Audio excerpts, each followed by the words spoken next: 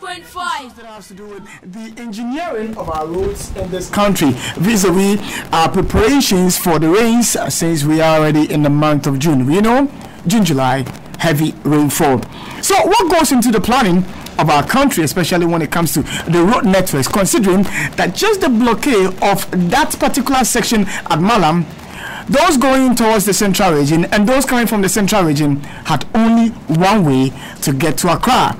Is there proper planning when it comes to our road network in this country? It was a very topical issue that took center stage here on this network and on other platforms as well, also on social media as well. But there was a very remarkable one which has to do with the status of the University of Ghana Medical Facility.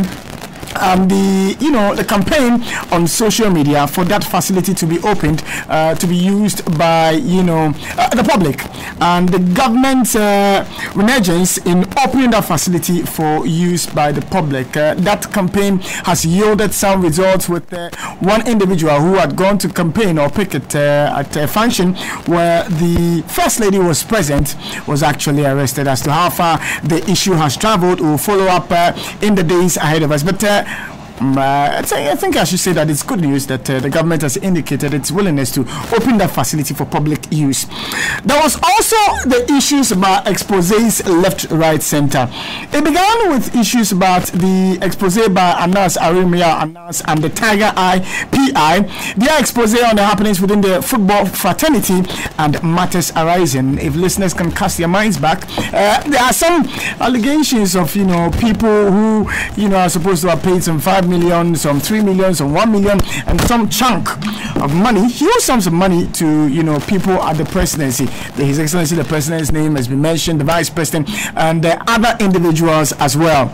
That matter was not to die out anytime soon, considering that Member of Parliament Japan has been also crusading. What is he talking about? He says we should be careful and watchful of how Anas operates, because he could be in your bedroom when you least expect it, and that we should speak about it as moral society, that how he goes about his work is not something that we ought to encourage. And he has taken it upon himself to expose Anas Arimia with some images of Anas being brought to the fore by the honorable member. And he is still championing that crusade with very many allegations that he's also making. It was not to end there. When the matter of the $1.2 billion NIA matter came up, we were supposed to have had some section of Ghanaians register for the national identification. That did not happen, and it became a fiasco which took center stage in the mainstream media and social media. Same Honorable Kennedy Japan is being questioning why Ghana would dedicate $1.2 billion towards such a project when he and his business partners could have done that for just around $50 million. That throughout the entire week. Also has been the matter of Kelny GVG and the contract that has been awarded them, and the concerns that have been raised about the value for money, due diligence, and the call for a probe by the minority in Parliament into that particular contract which has been awarded Kelny GVG and matters rising. For those who are not aware, transport fares have gone up by some 10%, and petroleum prices at the pumps have also gone up as well. So if you did not know, these are the things you must be bracing up for in the days ahead of us. But as always, we take you through the headlines of the newspapers this morning. So we abreast you with the latest, information before we delve into these issues. And if you're just joining us, you're welcome to the show. This is Alhaji N Alhaji. My name is Samuel Ishan, and it's good to welcome you. We have already recapped the issues that have already trended this week, but I'm just giving you the headlines of the newspapers. And we start off with the Daily Graphic newspaper. It's got on its front page a picture of Dr. Dominic Obeng-Ando, CEO of the Advanced Bodies Scope Center, aka Obenfo Hospital. And it says Obenfo's woes deepen, charged with operating without license. Also, 10% transport fare increase starts on Monday. Man 40 jailed 46 years for defiling two daughters. That's on the front page of the Ghanaian Times newspaper. That's a Daily Graphic newspaper. Sorry, the Ghanaian Times has on its front page the story: transport fares go up 10%. Ghana pledges to support Guinea-Bissau. We detest clashes between soldiers and police. That's according to the military. 30 suspected criminals arrested in Pokuase, and the restructure BEC timetable to reduce pressure on candidates, and the drug fueling death. Despair, Boko Haram. That's all on the front page of the Ghanaian Times newspaper. Daily Graphic has on its front page a picture of His Excellency the former President John Dramani Mahama, and it says Mahama dodges Rawlings at June 4 lecture. Also, 3 Operation Vanguard soldiers busted. The acting chair of the NPP is on the front page of the Daily Guide. It says NPP vets a chairman, aspirants, and motorbike crash kills 1. American tourists found dead at Boti Falls, all on the front page of the Daily Guide newspaper. Finally, the Spectator newspaper has on its front page vigorous dancing during praises reduces cholesterol. That's according to Dr. Jifa Wonyo. Armed robber falls asleep after tying a victim.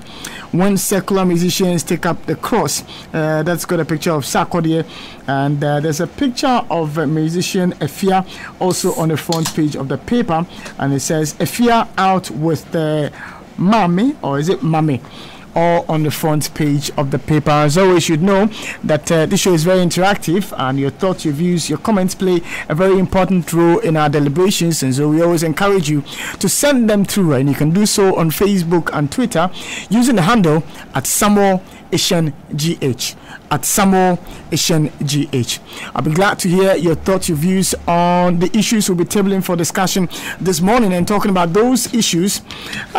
This morning we have chosen to discuss the Kelny GVG matter. We have also chosen to discuss the Ghana card registration matter, and then the Anas Aremia expose as well. And so we will thoroughly discuss the responses by the Minister of Communications, Asla Akufo-Owusu, to Parliament on the Kelny GVG deal and the minority concerns to the deal, the issues of no due diligence and no value for money in the contract and related concerns. Also, would we critically analyze the cost effect to the Ghana card registration, benefits and challenges and concerns coming up, approved documents for the registration in a birth certificate and a passport, etc., etc. And if we do have the time, we will discuss the latest development in the Anas expose and the call by the GJA for security protection for the investigative journalist and his family. Those are the issues we are tabling for discussion this morning. My guests to help me do justice to these issues are Mr. Kwesipa Jr. He's the managing editor of the Insight newspaper. Dr. David Percy is a student of history and politics. Ambassador Sampiale is former High Commissioner to India. Honorable Hassan Suhini is also my guest this morning. Alhaji A.B.A. Husseini is also my guest this morning to interrogate these issues. So kindly stay with me for the next 4 hours. These are the issues we will be seeking to discuss. You can watch us live on Facebook on the wall of PAP MC GH. And you can also watch us live on Radio Gold 905 FM, equally on Facebook. And like I said, let your thoughts, your views, and your comments be heard this morning through the Twitter and Facebook handle at Samuel Ishan GH. Ishan is spelled ESHUN. I'll gladly read these comments if they come through to me this morning. So we we kickstart the conversation with the Honorable Alhassan S. Suhini on the matter of Kelny GVG and issues popping up. Good morning, Honorable. Good morning, Sammy, and good morning to my senior, should I say colleagues and uncles here this morning. It's good to see, especially Ambassador Sampiale. I haven't had the opportunity to meet with you for some time now. It's a pleasure to be here. First of all, permit me to begin the discussion from an unusual note. I first of all wish to commend a young man, 25 years old, Reginald Sechi Brown, for the campaign that he started on social media and eventually took to the event where the First Lady was to cut sod for the construction of a health facility at Kolebu. I think that is the kind of citizenship that we all require. Our forefathers did not win our political independence by remaining aloof and nonchalant about developments in the country. And if the mantle has fallen on us, it is important that we remain very, very active citizens, especially in matters relating to the growth and development of this country. It's on this note that I wish to commend Reginald Sechi Brown, that 25-year-old man, young man, for that courageous protest that he carried out, which has led to the Ministry of Information now indicating that the University of Ghana Medical Center will soon be open to the general public. But I will also want to condemn the level of intolerance that we seem to be witnessing in this country lately, especially when people show disapproval about government's actions or inactions. I mean, you recall, Sami, that one of our colleagues, Kwachia Frenoma, when he complained about filth in the country and the unresponsive nature of the Ministry of Sanitation, told us how he received death threats from the Ministry of Sanitation, and a report had to be even made to the police for him to be provided protection. And you also would have noticed, I'm sure we'll be discussing that if we have time, the consistent and systematic attack on Anas Amir Anas for simply daring to do something that for now we know seem to be displeasing to the NPP. And A+, who was a darling boy of the party, has also received his share of attacks, and threats lately. Franklin Kujo, is another. And you see, when we commend these people for that show of bravery and the positions they have taken, it is not to say that they, those stands have made them sympathizers of the NDC. No, but it is important that people are encouraged to speak their minds and to do so forcefully when they are very convinced about their positions without any fear of intimidation whatsoever. And it is on that note that I wish to congratulate Franklin Kujo too, as we discuss the Kelly GVD deal, because it was his Imani and especially himself that forcefully brought this to the fore for the media to begin to pay attention. Now, on that note, I want to again say that it should not be, the commendation for Franklin Kujo Imani should not be taken to mean that the NDC believes that he is now a sympathizer of the NDC. The NDC and many people in the NDC may continue to still have reservations about the Imani and how it operates, and Franklin Kujo and how he operates. But on this particular matter, it is important that his role in bringing it to the fore for the public scrutiny that we are currently witnessing is commended. After all, Kennedy Ajapong, who is a member of the NPP in Ghana's parliament, is on record to have also spoken about, against this deal. But that doesn't make him a sympathizer of the NDC. He remains an MPP, person. But he should be commended nonetheless for also making his position known on this matter. And it is on that note that I will now want to, capture for you the events in Parliament when the Honorable Minister for Communication, Honorable Ursula Owusu, appeared to present her statement on this deal. For example, like many other members of Parliament, especially on the minority side, and the media who were in the press gallery, were shocked when the chairman of the Communications Committee, in the person of Kennedy Ajapong, was in the House, but showed no interest whatsoever to contribute in support of the minister's statement. I think that was quite telling, and it is so because we know what his position is based on his public pronouncements on television.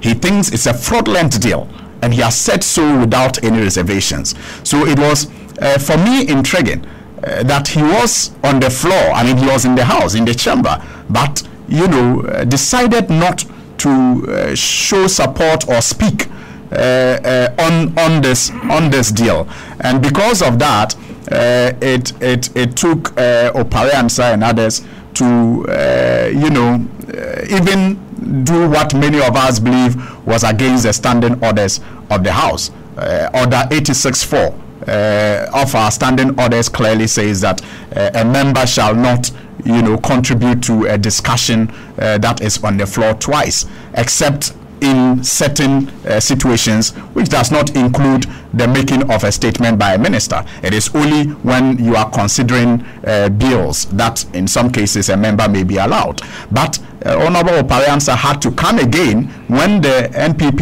ran out of people who were willing to defend this particular deal. And it raised two questions: whether they do not have the men and women to actually stand up and be counted, or it's a case of you eat alone, you vomit alone.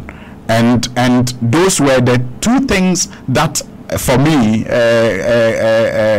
could have explained why they did not have the people to defend this deal in Parliament. Because, I mean, if they had the men and they had their staff, you would have expected that as many people as they were in the chamber would have been willing to speak to the issue.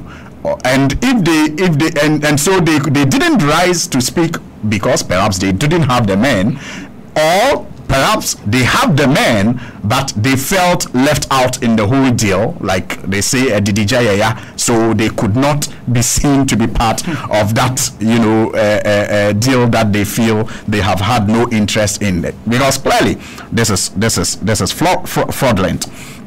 Now, if you look at the minister's own statement, it was revealing as it was dishonest. It was very revealing, and it was also, simply dishonest if you look at some of the things that she said. And I'll take my time to look at what for me was revealing and what for me was dishonest. Now, if you look at paragraph 3 of her statement, and I quote, "To give effect to the $0.19 stipulation in the Act, the National Communications Authority contracted the services of Global Voice Group, a leading telecommunications revenue assurance service provider, in 2009 to monitor the inbound international traffic to ensure government of Ghana received the required tax revenues. GVG was also required to manage fraud on the network to reduce the incidence of traffic bypass, since that also had an adverse impact on government revenues." Now, this is the catch. There was strident opposition to this move by the government of Ghana, spearheaded by the mobile network operators, which resulted in several lawsuits. Now, she tells you that there was an attempt in 2009 to do this monitoring using GVG SA, and that there was strident opposition to the move by the government of Ghana in 2009, and according to her, spearheaded by mobile network operators, which resulted in several lawsuits. She may be right, but that is what is revealing. She is right. The NDC government tried to do this through GVG. That is what she's speaking to. GVG SA. And there's a need to stress that GVG SA is different from Kelly GVG. And when I get there, I'll speak to that point. The strident opposition came from where? It came from the NPP. In fact, it came from the CEO of the Ghana Telecom Chamber of Commerce, who is currently the board chairman of the National Communication Authority. It came from there. Today, as the minister presented this statement, he was sitting in Parliament in support of the minister. It came also from Honorable George Anda, who is currently the minister, the deputy minister for communications. At the time, I think she provides that in her statement. Some of the reasons that they gave for the opposition was that it was going to compromise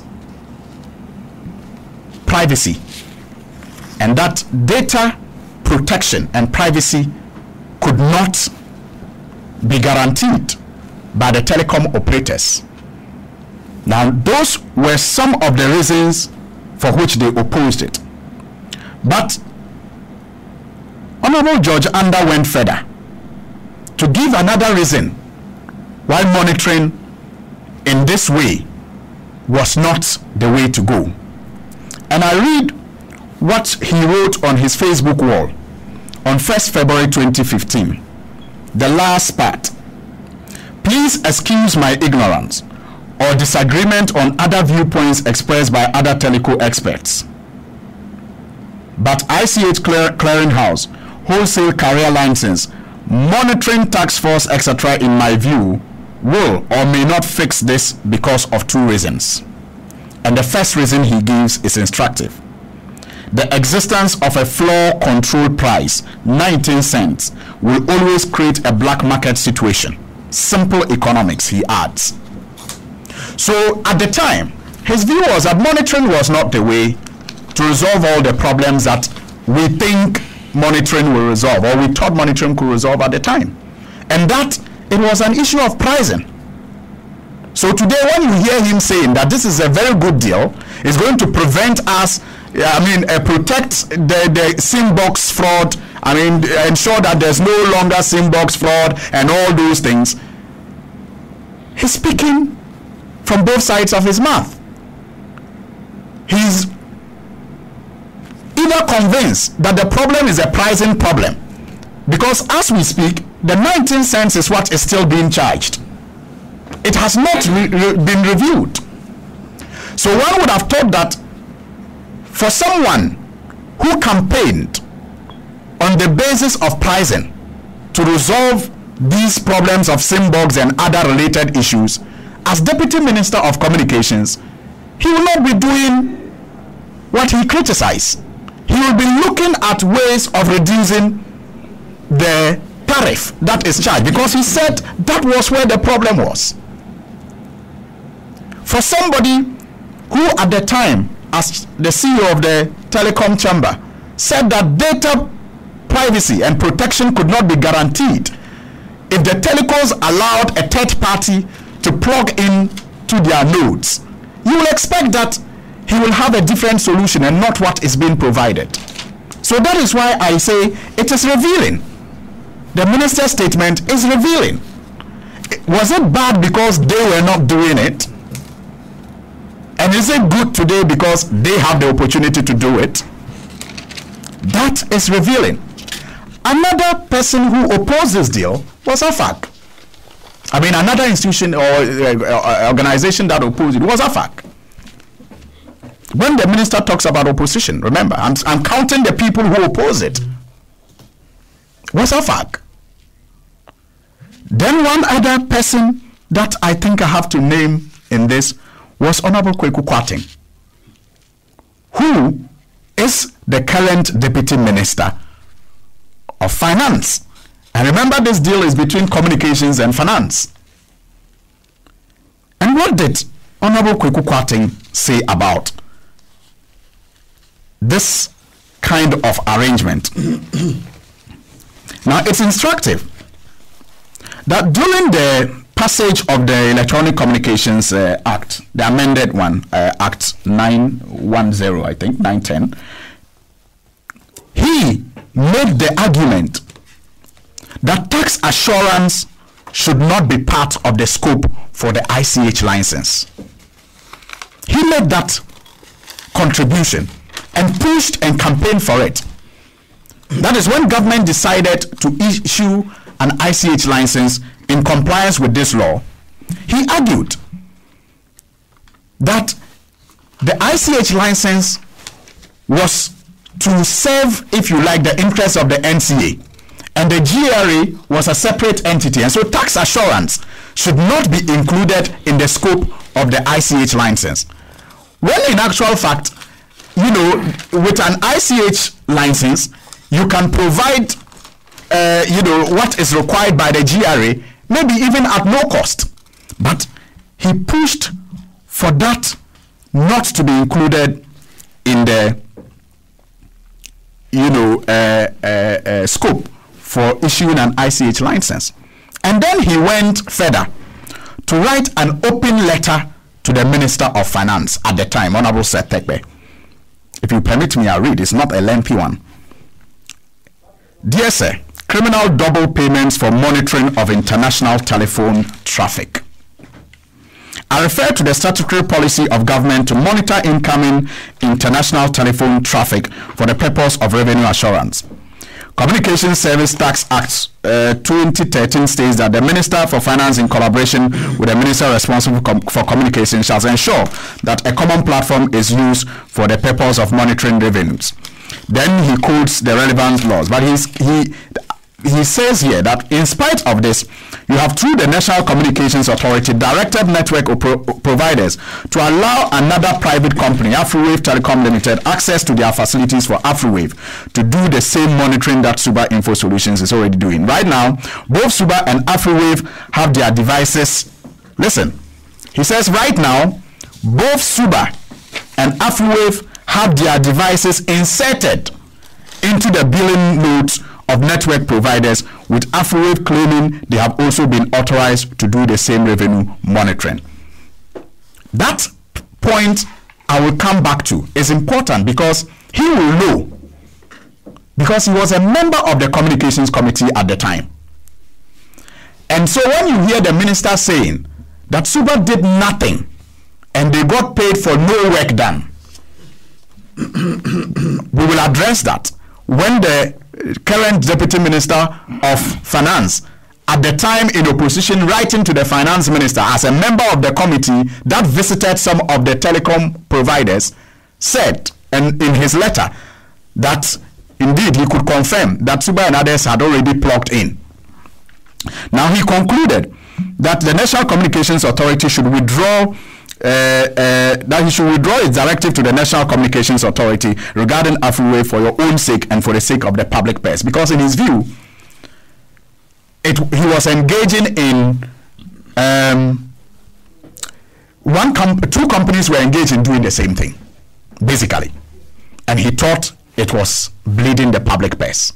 And so AfriWave should either be allowed to do it or Suba should be allowed to do it. When he was the same person who actually even, you know, in the passage of the law said that ICH license, the scope of ICH license should not include revenue assurance.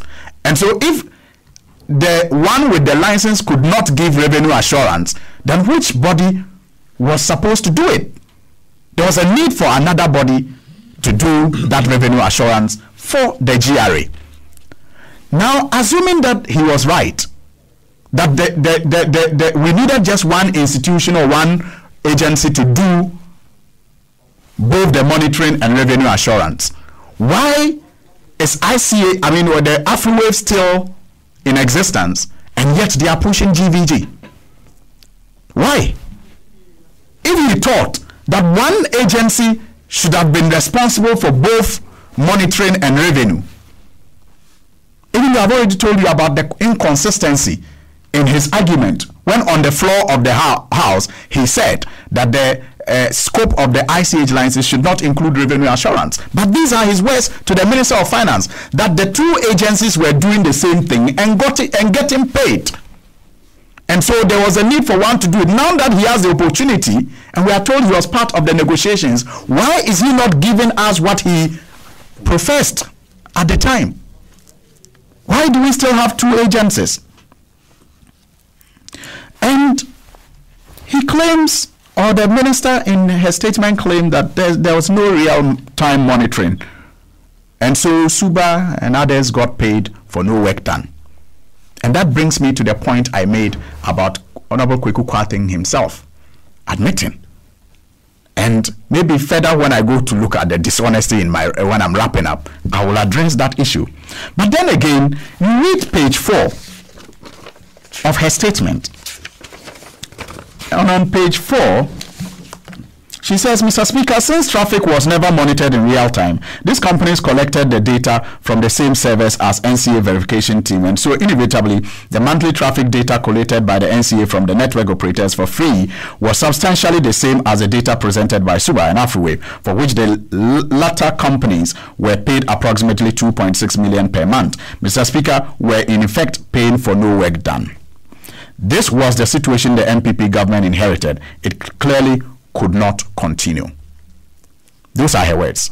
It clearly could not continue. And that they were doing nothing and getting paid. As we speak, Sammy, Kelny GVG has been paid since January $1.5 million a month for no work done. And it's in her statement. She says they have not yet connected the nodes. They are still building the equipment, but every month they walk away with $1.5 million. So what is she referring to when she says that could not continue or it should not continue? What does she mean when she says it should not continue? When she is continuing with what she claims was happening, even though I will demonstrate to you that it is not true that Suba and others got paid for nothing. But that was her claim. And yet we know today that Kelny GVG is doing nothing, yet it's getting paid. The question again, for me, Sammy, which was revealing in the minister's statement, was the fact that this deal was done on through restricted tender. Why? We're all in this country when we were going to issue the ICH license under the Ministry of Communications. It was openly advertised. Companies that entered who put in their bid were known by all. I think there were about 5 companies. You had Suba in there, you had even GVGSA in there, and you had Afriwave and others. And it was known by all, the companies that were bidding for the ICH license. It was not restricted. So how come in this case we think it is important for us to go back on our words and do what we criticized initially, but we will rather even do it in under the cover of darkness? We will not throw light. So it's restricted tender. And we know what happens in this country sometimes when it comes to restricted tender. The company that will get the job is already known. And sometimes that company is even asked to bring supporting documents of other companies just to make up the number. But if it was competitive and open to all other institutions, I wonder if Kelny GVG would have had what it takes to get this sweet deal from the minister. And the issue of why Kelny GVG is not even speaking is louder than even those who are talking. Who are these people? Are they some underground operatives? We are told, even though it's been proven to be false, that it is an international organization with reputable track record? Don't they care about their reputation? Shouldn't they be speaking about the assertions and allegations that they have gotten a fraudulent deal? Should they not be interested in justifying their competence? Why are they quiet? Why is the Minister of Communication doing the job of public relations for Kelme GVG? Why? Are some people at the Ministry of Communication interested in this juicy deal? Or do they have some interest in there that they are not disclosing? Or the Ministry of Finance? Because where is Kelme GVG? I mean, in the case of AfriWave, in Suba and others, we knew who these people were. They spoke and they defended their deals. Where is Kelme GVG in all of this? Now, in wrapping up, I want to look at the dishonesty that I spoke about. The minister on page 9 to 10 says, and I quote, "Strident attempts have been made in the past few days to impugn the integrity of Kelme GVG and impute ill motives to the Minister of Communication and Minister of Finance for concluding this contract. Nothing could be further from the truth. We are acting in the interest of the good people of Ghana to safeguard revenues that ought to accrue to the state." Indeed. Well, that's mine.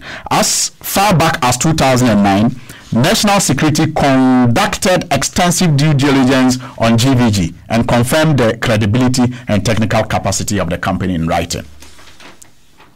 And she gave the reference number and date, 28th April 2009.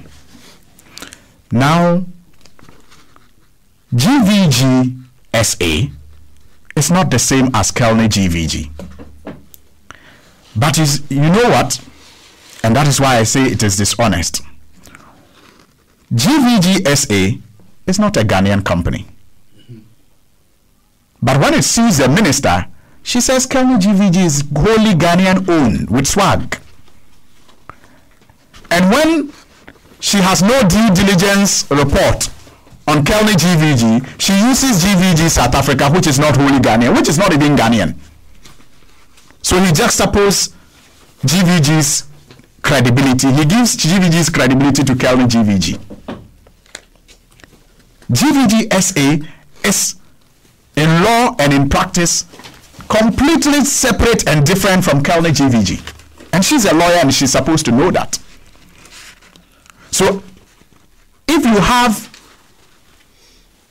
credibility and technical capacity clearance for GVG SA, you cannot give it to Kelme GVG because the two are not the same. It's not transferable. It's not transferable. But even if it is transferable, Sammy, you're talking about due diligence that was done on a company in 2009 and we are in 2018. Are you saying that company has done no work since 2009? Is it not possible that they may have done other things that will impugn, on their integrity and call to question their capacity over the years? Is it not important for you to have done your own due diligence? I beg you, let me just wrap up, maybe in 2 minutes. I beg you. I see that you are wrapping me up.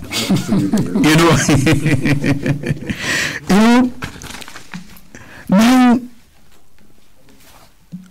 they talk about savings that are being made without speaking of the terms of agreement that were entered to in the case of Suba and what we have today. And that is why I was impressed with Honorable Azigadongo when he educated the minister on how value is calculated. You just don't determine value based on differentials in pricing. Now, in the case of Suba, what we had was a 12.5% incremental revenue payment to them. And incremental revenue is important to take note of. What it meant, therefore, was that if they did not record any increase in revenue, they were going to get paid less. They only got paid more if they recorded increase in revenue. But in the case of GVG today, you have a flat rate. A flat rate. So whether they perform or they don't perform, they get paid, like they have been getting paid since January this year. And so you cannot equate that first arrangement with this arrangement and say because the flat rate is lower, then you are making a saving. What if in the operation of the flat rate, you continue to record downward revenue? You know, yes. If revenues declared continue to go down, your flat rate charge would have amounted to a loss, and that point has to be made. You know, in the talk of saving this country some money. I will leave it here and maybe listen to other panelists, and if I have the opportunity to come again, I'll wrap up on the other things that I have in mind. Thank you. Thank you very much, Honorable Alhassan Suhuyini, for your submission. The show is proudly brought to us by TT Brothers. They are the distributors for Anchor Tea Premium Malt, Extra Energy and Vitality. Provides extra energy, like I said, best served chilled, and it's available in 330 ml and produced in Poland. Available in all leading supermarkets and stores, and you can contact TT Brothers Limited, located at Nungwa Barrier, Maracuja House on the Tema Beach Road, and Anchor Tea House of the Tema Aflao Road. And you can call them on these numbers: 0303 304 481, 0501 396377, or 0507 96378. As we proceed with our conversation, we'll take the time to tell you about some of their products, the Anchor Tea Sangria wine and the Anchor Tea red wine. Stay with me as I share these with you, but I'll move straight to Alhaji A.B.A. Fuseni for your thoughts on the Kelny GVG matter. Thank you very much. First and foremost, let me say good morning to all of you in the studios here. And Chris and P. And for Kwesi, I see Kwesi every day, so it's a homeboy. And my brothers, we are in Parliament together. And thank you for a very eloquent delivery. You touched on many of the things that already tended to say. But let me also take the opportunity, Sammy, to say a good morning to the good people of the Sanargo constituency, who are religious and avowed listeners to Radio Gold, and to all your listeners across the world. Sammy, on this matter, maybe before I say something, let me also take this opportunity to commiserate with millions of Ghanaians who today are bearing the brunt of the excruciating difficulties imposed by this super incompetent government on them, especially in the areas of fuel prices. Sammy, just about less than 2 weeks ago, fuel prices went up. Today, yesterday again, fuel prices went up again by almost 1 cedi. I was trying to calculate 22 pesos per liter increase. If you multiply it by 4.5, that is about 1 Ghana cedi. Yeah. That gives you 99 pesos, so almost 1 Ghana cedi increase. Sammy, this is taking us to 25 cedis a gallon for a government that told the good people of this country that when they come, 15 or 14 cedis, 14 point something cedis at that time was insensitive by the government, and they were going to bring it down. Today, look at where we are going. With careless abandon. And in the cases, explanation will be that to the effect that, government has no hand in the determination of prices, when we know how the petroleum price build-up is, that more than 50% of it is composed of taxes. This is a super insensitive, incompetent government, and Ghanaians are the living witnesses. As for this deal, I have said it. That is part of the general mantra of the NPP. And as I've always said, the testicle that would degenerate into hernia is spotted from the very first day it descends. From the very first day of this government, there was no iota of doubt that they were here just on their own charge to better their lot and not the good and the vast majority of people in this country. I'd like to also delve a bit first and foremost into the occurrences in Parliament. My honorable colleague Suhini here has delved in, and at least I've been in Parliament for 6 years now. It's shocking. I have never, and even before I came, I have never heard any settings happen like what happened, transpired in Parliament on Thursday. Normally, when a minister delivers a statement, you would have the chairman of the committee, the respective committee that exercises oversight, make a statement or contribute to the statement of the minister, more or less on the majority side, ideally to support what the minister has indicated. But anybody who was in Parliament will bear eloquent testimony to the fact that when the minister was just about concluding her address, the Honorable Kennedy Japan was was seated in the chamber, and almost immediately on her conclusion, he shook his head, waved his arms, and that was when we in the minority were even shouting, "Chairman, Chairman, come back and speak." And he shook his head, waved his hands in despair, and went out. Went out. Yes. And curiously enough, this is a chairman whose position we have heard. We've heard him speak. I've heard him. I've listened to him on Adum FM. I've listened to him on some other media networks. Make it abundantly clear, in his own words, that this was a fraudulent deal. He will never back any day, and that his allegiance was to Ghana and not to a party and a government, and that if wrong things are being done, people must stand up and speak and oppose it.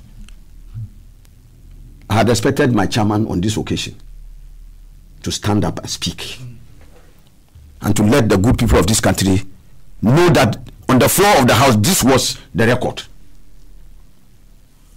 I know I saw a number of big wigs of the government in Parliament. Apparently, they had come to do some lobbying job to bring some people to order. The next person I want to talk about is Honorable Opariansa. I serve on the committee. I have been in the committee for the last 4 years, and I'm still a member of the committee. I'm now the ranking member. I know that if there's one person who has a lot of expertise in the telecom industry, one of them is also Honorable Opariansa. We have gone to many committee meetings, and his input has been very enriching. Unfortunately, in the debate that occurred, Honorable Opariansa was struggling to even string his words together. In fact, when we looked at each other, he was laughing. He was finding it extremely difficult to make any poignant argument. And so his argument was basically pedestrian. Very, very unlike him. And so it came out clearly that he was speaking to something inside his heart of all hearts, he did not believe. So that spoke volumes. And in a very bizarre thing, and that is what Honorable Suhini mentioned, it doesn't happen that in very vigorous debates such as this, when even people line up their best, the minority will line up its best on those subjects, and then the majority will line up its best. After we spoke, Honorable Opariansa was the first to speak for their side. When he finished, and it came back to their turn again, they had to look around. And it had to fall on Honorable Opariansa to come again for the second time. And like Honorable Suhini said, even very much against the standing orders of the House. It was shocking to so many people, even including from the majority side. And it spoke volumes of the lack of commitment to speak to this issue, either for want of knowledge, or like Honorable Suhini said, that it was a patently moribund and decadent deal that they did not want to speak to. He said, something. Me, my tree is, if I attempt it, I may be summoned before that Santihini to slaughter a sheep. Yes. So that is it. But, Eshan, I want to say something very interesting here. Especially about Honorable Minister Oslawusu's position on this matter. I'm saying so because of the benefit of her participation as a member of the Communications Committee. She was a member of the Communications Committee in the last parliament that all of us were in. And I remember during one of our visits to institutions over which we had oversight, including Suba. We went to Suba together. And before we went, in opposition, they were singing a song to chastise the NDC government. They were saying, as part of the alleged scandals, Suba, Jida, Sada. I'm sure you all remember. Yeah. Yes. They were singing the Suba song. When we got to Suba, got a briefing, and they took us down, and we saw the work Suba was doing. And I'm saying this because I know the Honorable Minister will not contradict what I'm saying. She knows it's true because I spoke to her. And I'm sure Suba people have records of it. She opened her mouth in amazement and said, is this the kind of work they are doing here? Fantastic work. Yes. And I had the opportunity to even, but the Suba song we have been singing, what will you say today? So this is an honorable minister who had the opportunity and the benefit of hindsight of knowing that Suba was doing real work because she commended them. And also people signed certain things. I'm sure Suba should be able to speak out and vindicate these things that we are saying. So she from the benefit of hindsight, she knows what the work of Suba is doing, and I will show further evidence of work that was done. So the minister's appearance in the house and the fact of the flight of the chairman of the committee and Eshan, when you see the chief warrior in full flight from the battlefield, it means they have massacred his recruits. He cannot contend with the heat of the battle. The minister made some very profound statements, as Honorable Suyini has pointed out. Among others, she indicated, one, that there is a legal challenge by Suba, and I think part of the decision is here, that Suba had not only sent the case to court, but had sought an injunction, which was pending.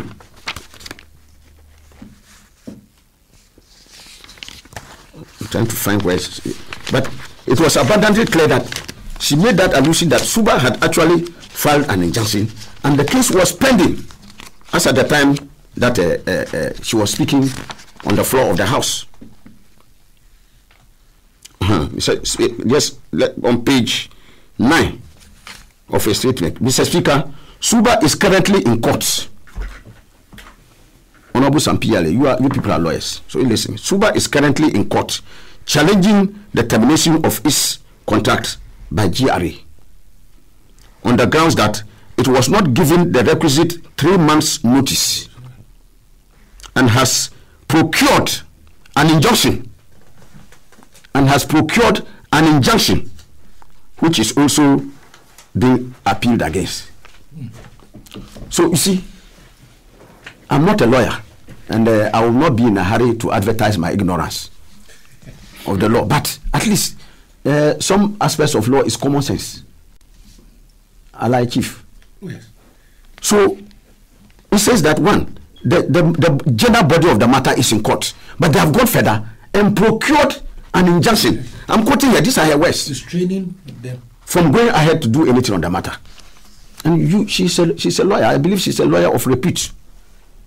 Now, if a case is pending before court and there's a further injunction restraining you from taking action on the matter, how would you go ahead and award a contract that the company is in court for subject matter for which the company is in court. You go ahead and award a contract.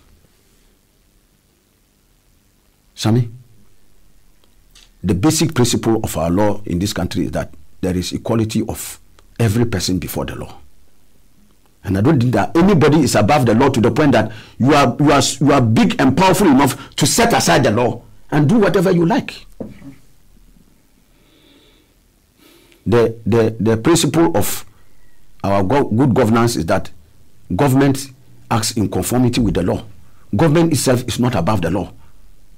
The rule of law is that the principle of government is governed in accordance with the law. So the government must itself respect the law. So what is the motivation for the indecent haste of the Ministry of Communications, even when there is a pendency of a suit, when there's even an injunction? Because I know that if there is an injunction and the injunction has not been vacated, at least you cannot act contrary to what the injunction, the purpose for the institution of the injunction. You cannot. And so until the injunction is lifted or set aside, and even in certain cases, they will tell you that wait until even the resolution of the entire case. You are in an indecent haste. So we are telling ourselves, why the indecent haste? Sammy, if you haven't stolen, why are you running in a market?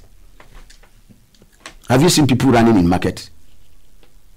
So that for me is the first issue. So assuming without admitting that if it happens that the court rules eventually and it is in favor of Suba Info Solutions, what would you have done to the good people of this country? Judgment debt.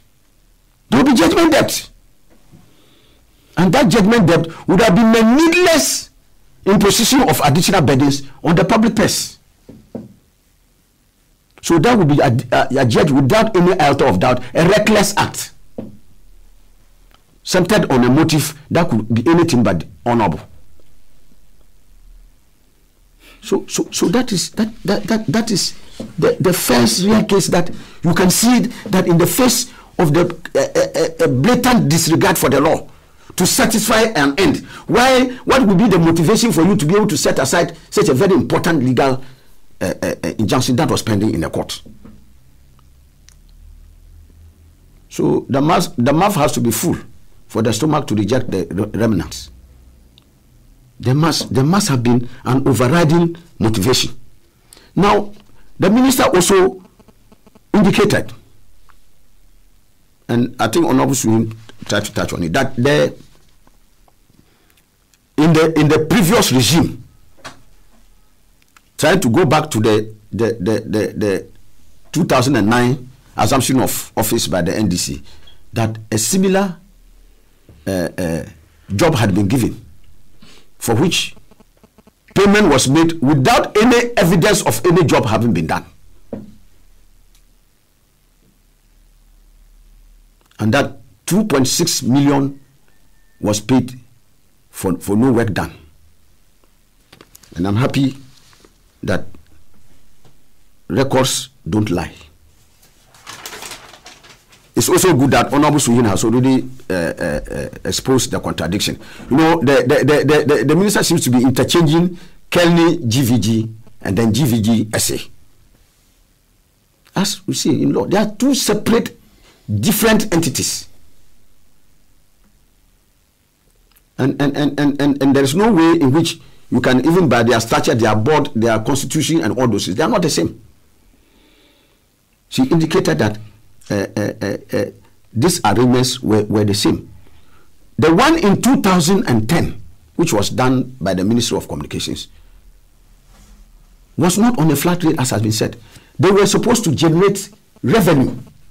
On the basis of the generation of the revenue, a percentage of that was to be paid to them.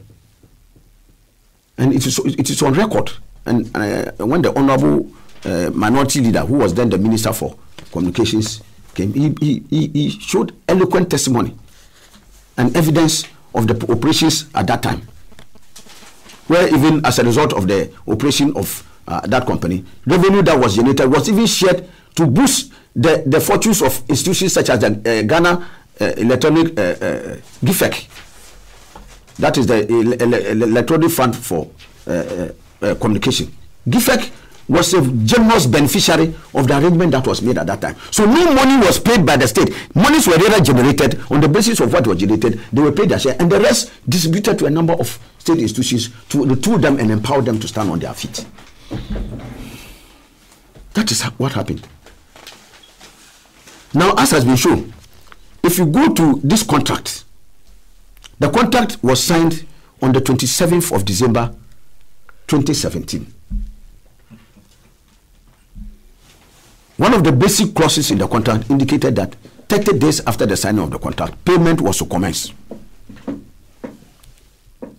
That provision was made without regard to whether actual work would have commenced. And indeed, by the ministry's own statement, the Kelly GVG was supposed to start operations in July 2018. Okay?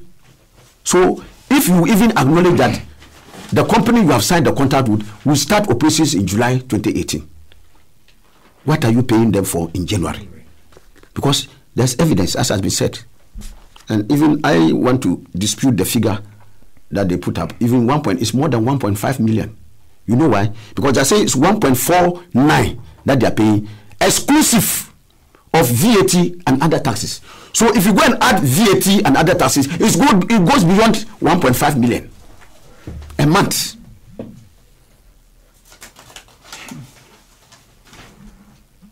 So you see, if you did that calculation and you were aware that the company was to start in operations in July, and from January you started paying them religiously. They were paid in January, paid February, paid March, paid April. Even we just ended May. They were paid before the end of the month, religiously. And the minister indicated that she was saying that previously payment had been made to companies for doing no work. I've just demonstrated that one is even false. And I'll demonstrate, because she also made it that Suba also was collecting money without working. I will demonstrate that in the next minute. So that is patently false. But this one is very true, because when the minister appeared before the House, one of her key lamentations was that telecom companies were frustrating Kelly GVD from installing their equipment to do the monitoring for the establishment of the common platform. It is in her statement. And she served a warning, clear, that any of those telecoms who are not ready to play ball and allow Kelly to do his work, they will be severely dealt with. She gave that warning on the floor of the House.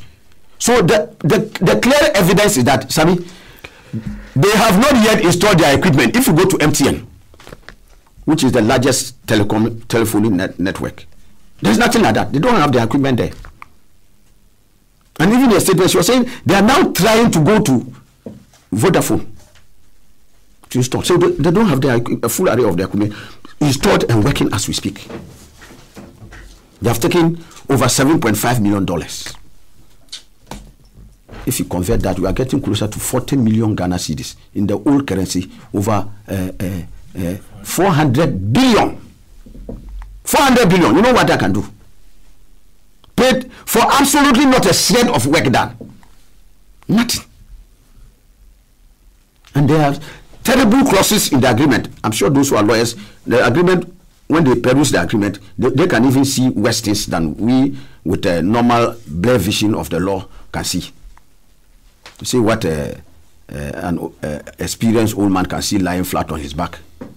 When you climb an Iroko tree, you will see it as a young man.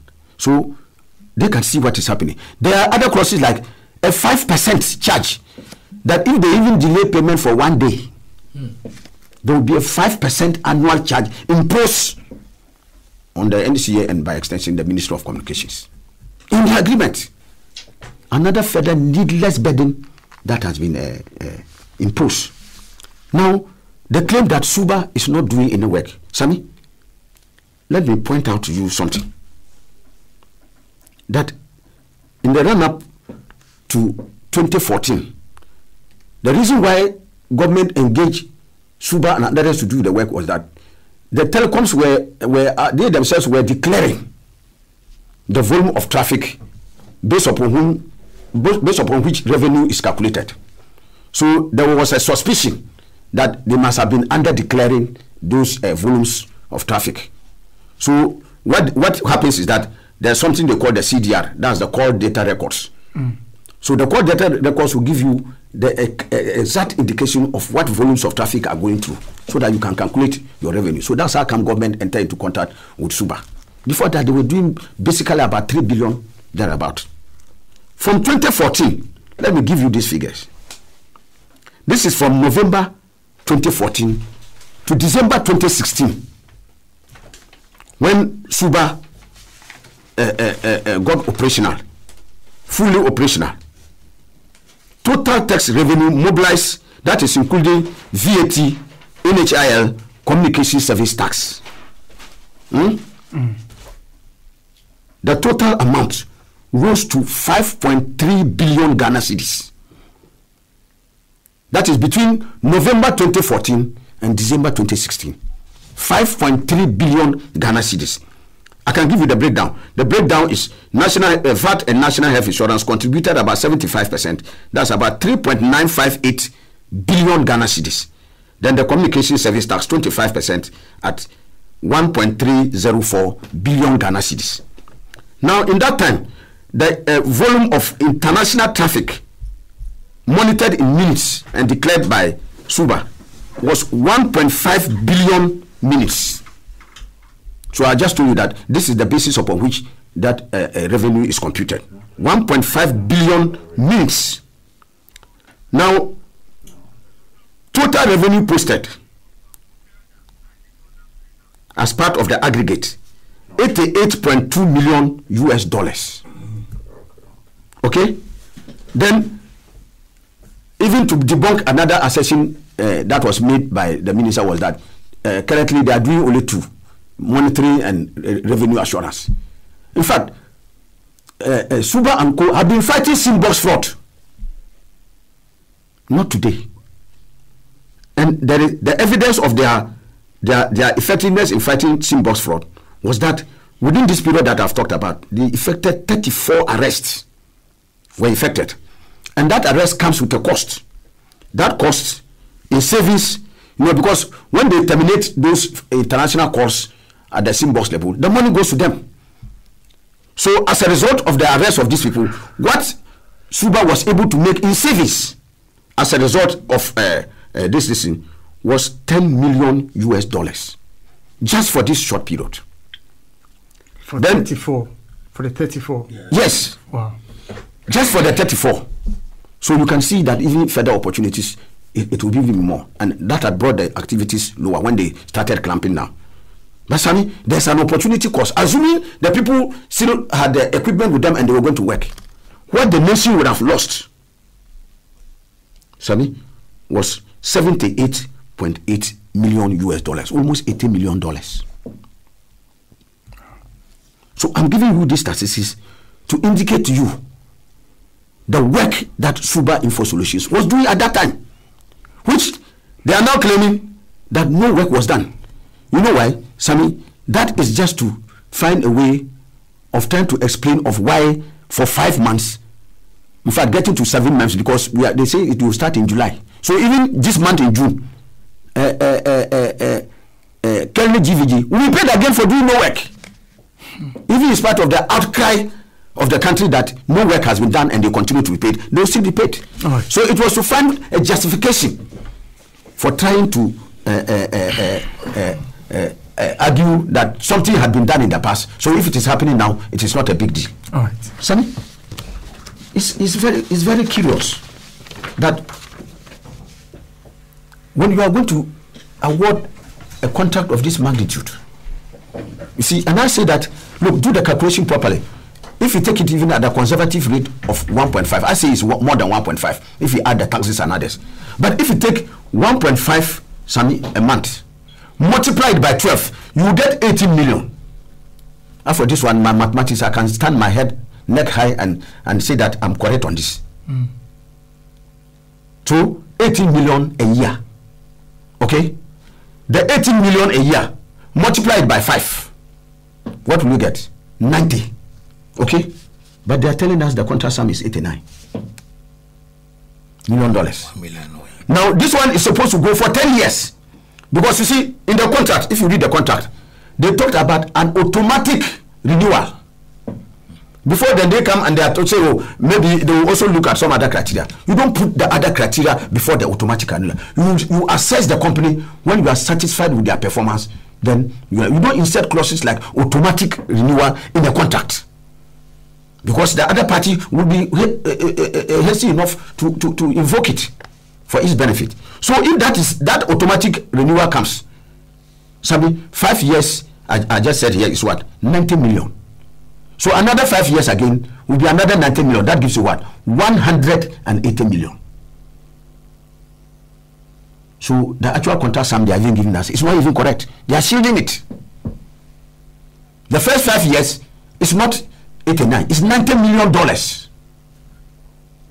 Extended for another period again, another $90 million, bringing it to $180 million. And there has been no proven capacity. Like I said, if you are awarding a contract of this magnitude to a company, you would want to ensure that the company has the technical, managerial, financial, logistical, and other abilities to perform. All right. Okay? Alhaji, you're running up for me. Oh, sorry.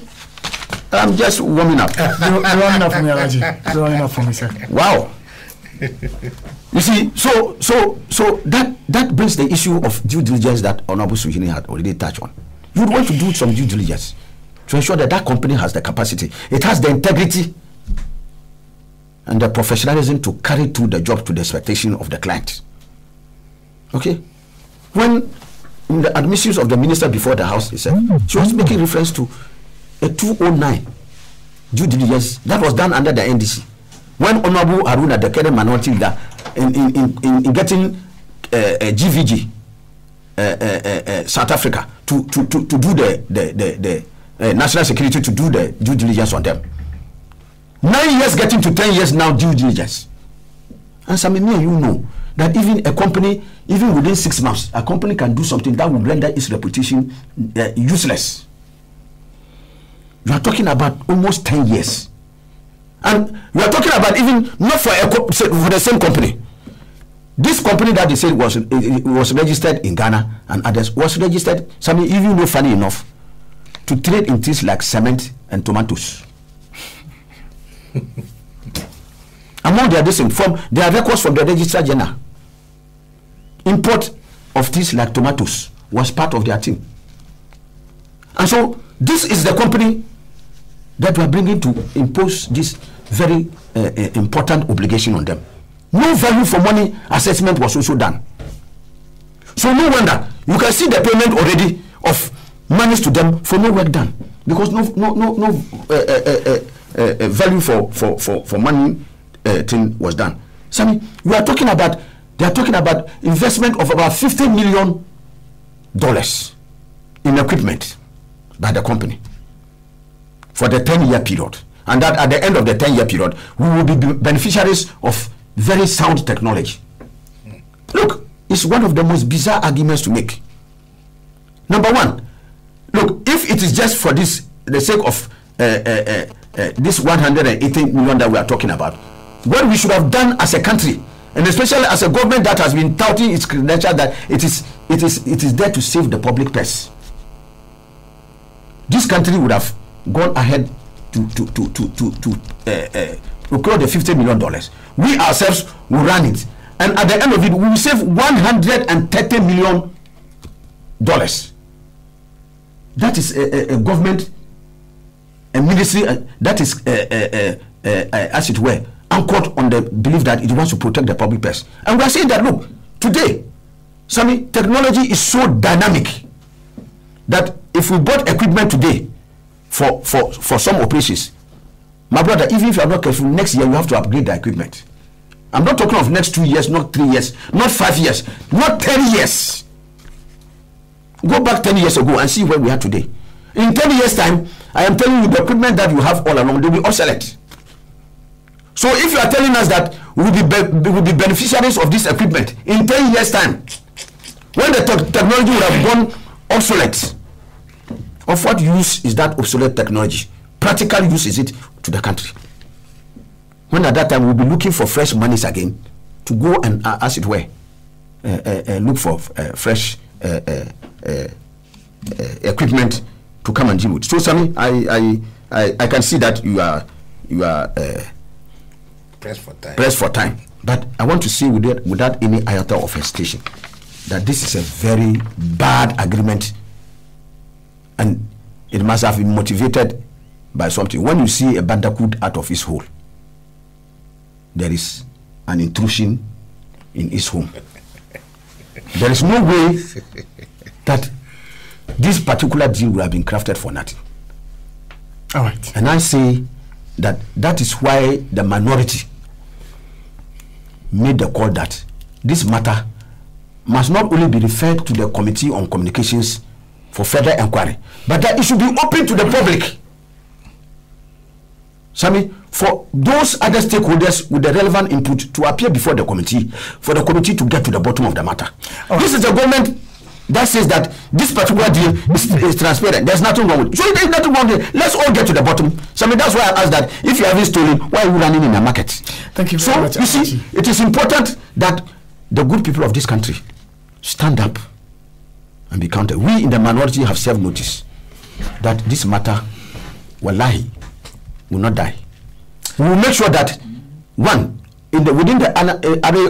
the institution of parliament, there are provisions. We can go by motion.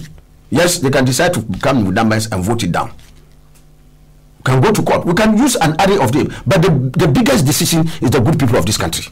Thank you. We must see this particular stinking transaction. Thank you and rise up. Sammy, I cannot say this without commending Imani. You know, many civil society organizations, now it is the vogue today that one day, one scandal, one corruption deal in this government. Every day you hear scandals from GPHA, Ghana Lotteries, Bust. You cannot count. Virtually every I'll give you more time. Yes. When we go for the second round, and then you have the opportunity to address the other.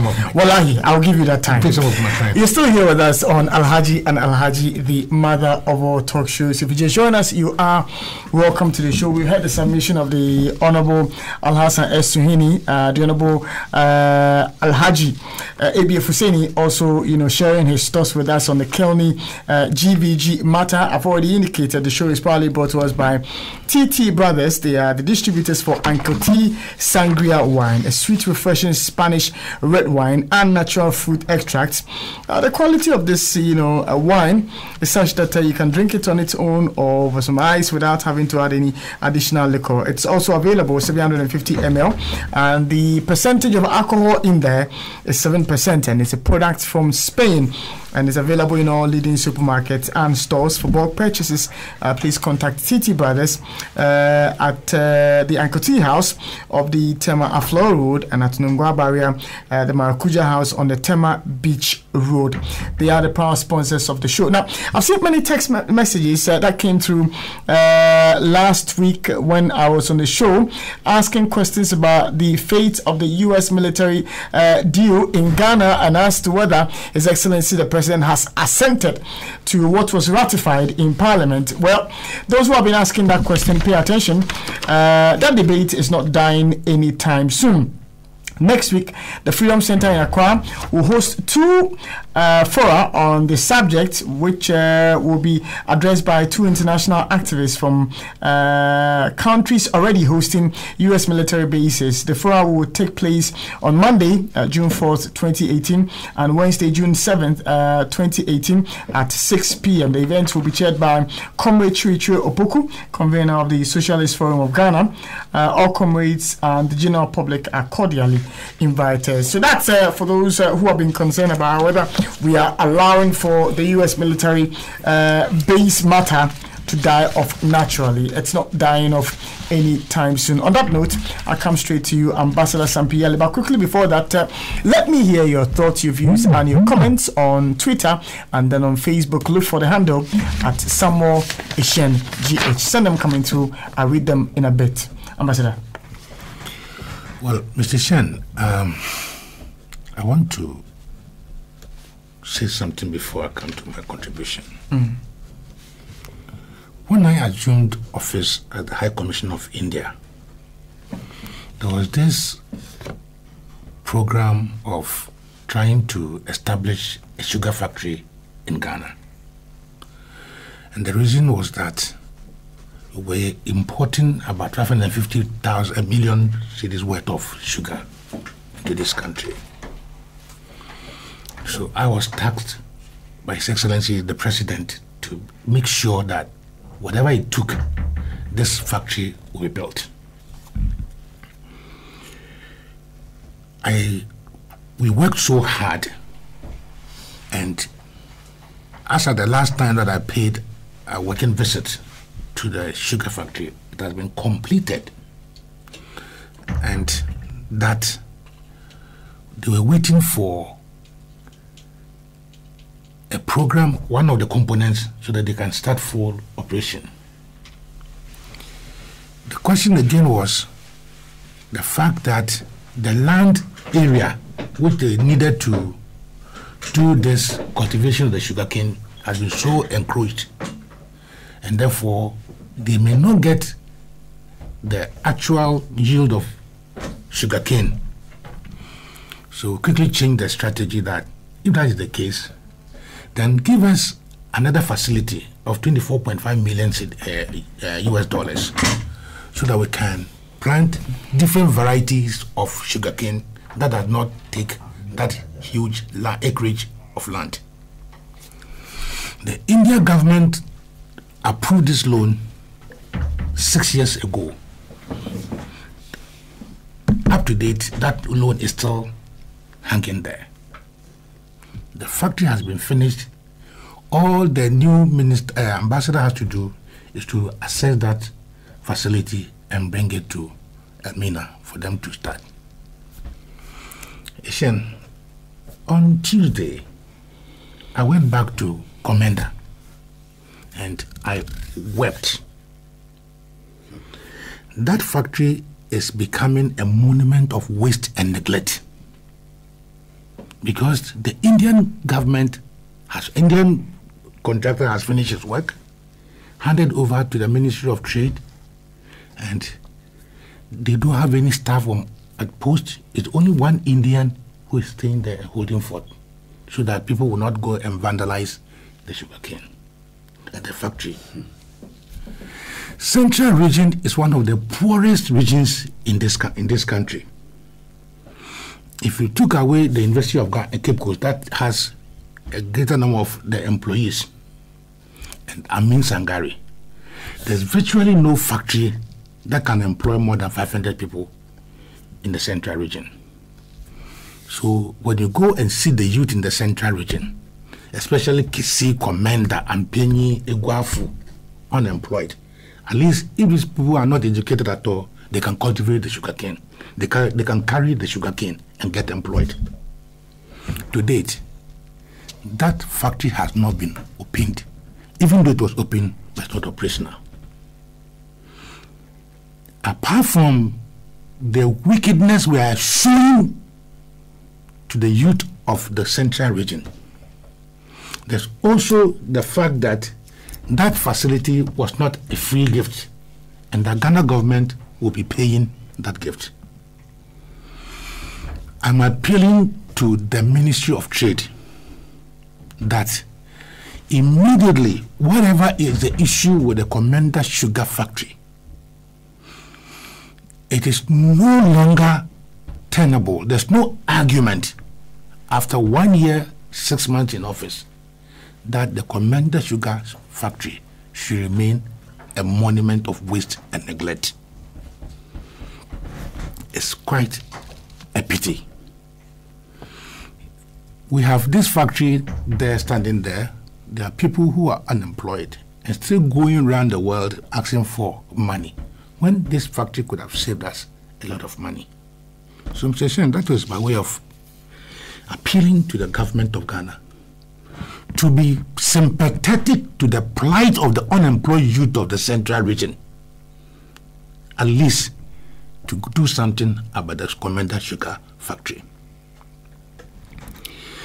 Now, Alhaji Sihini, you were in this chair when we were discussing the buhaha around the Suba in food technology. And that was when some activists of the NPP had attacked the Suba factory, the company, believing that they had been brought in to, as it were, tamper with elections. I never knew that there had been even an inspection of the Parliamentary Select Committee on Information and Communication, that Osila Osu was part of it. And you remember in that discussion here, which we were hosting, that the claim was that Suba was not doing, apart from spying on their, Suba had not done anything to, as it were, be paid any money. It took Comrade Kosipra to say that at that time. I remember that as at that time, Suba had made almost $11 million savings for this country. Albeit, Suba, Jida, and the other one was what? Sada. Were the rhymes, political rhymes, that were said on every part, in every part of this country against the NDC, for which we went to opposition. They have made many confessions, and I believe that this one too would be one of the reasons why the NPP should apologize to President Mahama for the unnecessary attacks, the falsehood, fabrications, perceived corruptions that were tagged on that man, on Dramani Mahama. Ghanaians owe that man a lot of apology. See, when you want to enter a contract, and for every contract there are requirements, and especially if it's a technical contract, there are two requirements.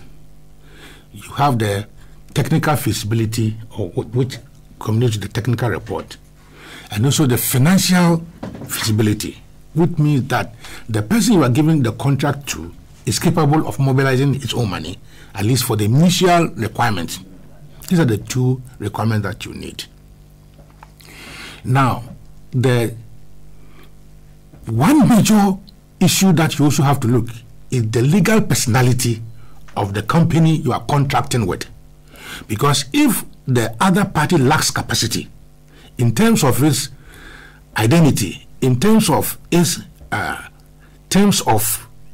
incorporation, if you go to the Register General, Alhaji Sihini and Sampi Yalo and Company, the Register General will require you to state what you are going to do as a company, and then they will set all this things for you and categorize you. So every minister who want to enter into a contract will first and foremost have to certify herself or himself that the company I am entering into contract with actually exists. And for certain companies, it requires a number of years experience. And often they even give you a brochure of similar contracts they have performed elsewhere. And that is what you call a credibility test.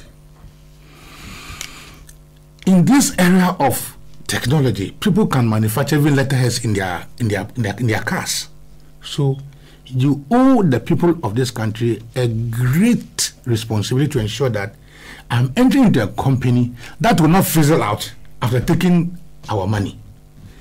Or in the area of telecommunication, Alhaji, you are in that field. You know that US, the European Union, and other countries are very, very strict when it comes to telecommunication and its data.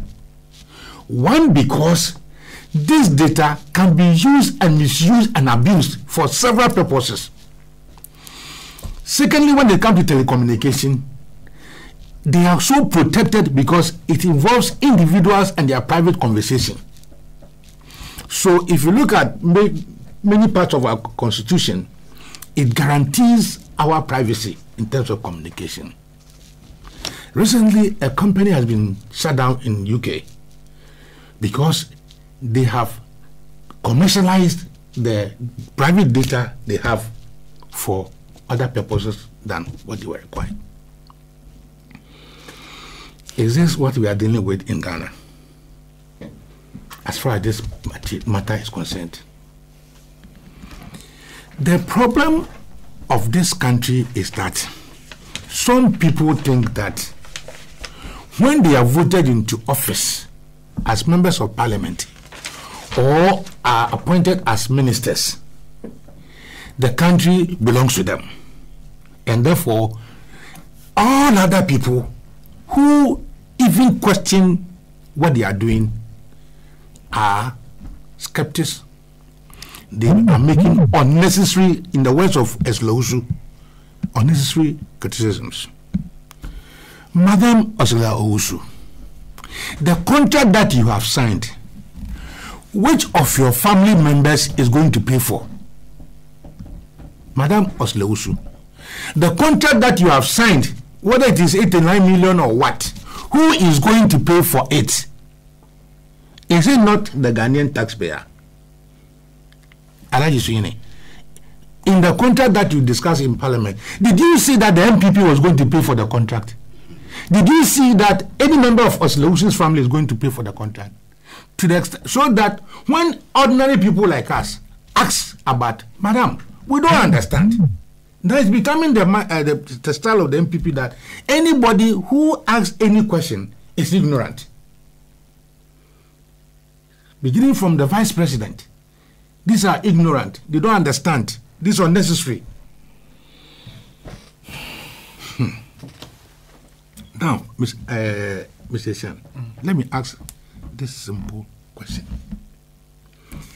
The Kearney GVC of South Africa and the Kearney GVC that we are dealing with, are they the same people?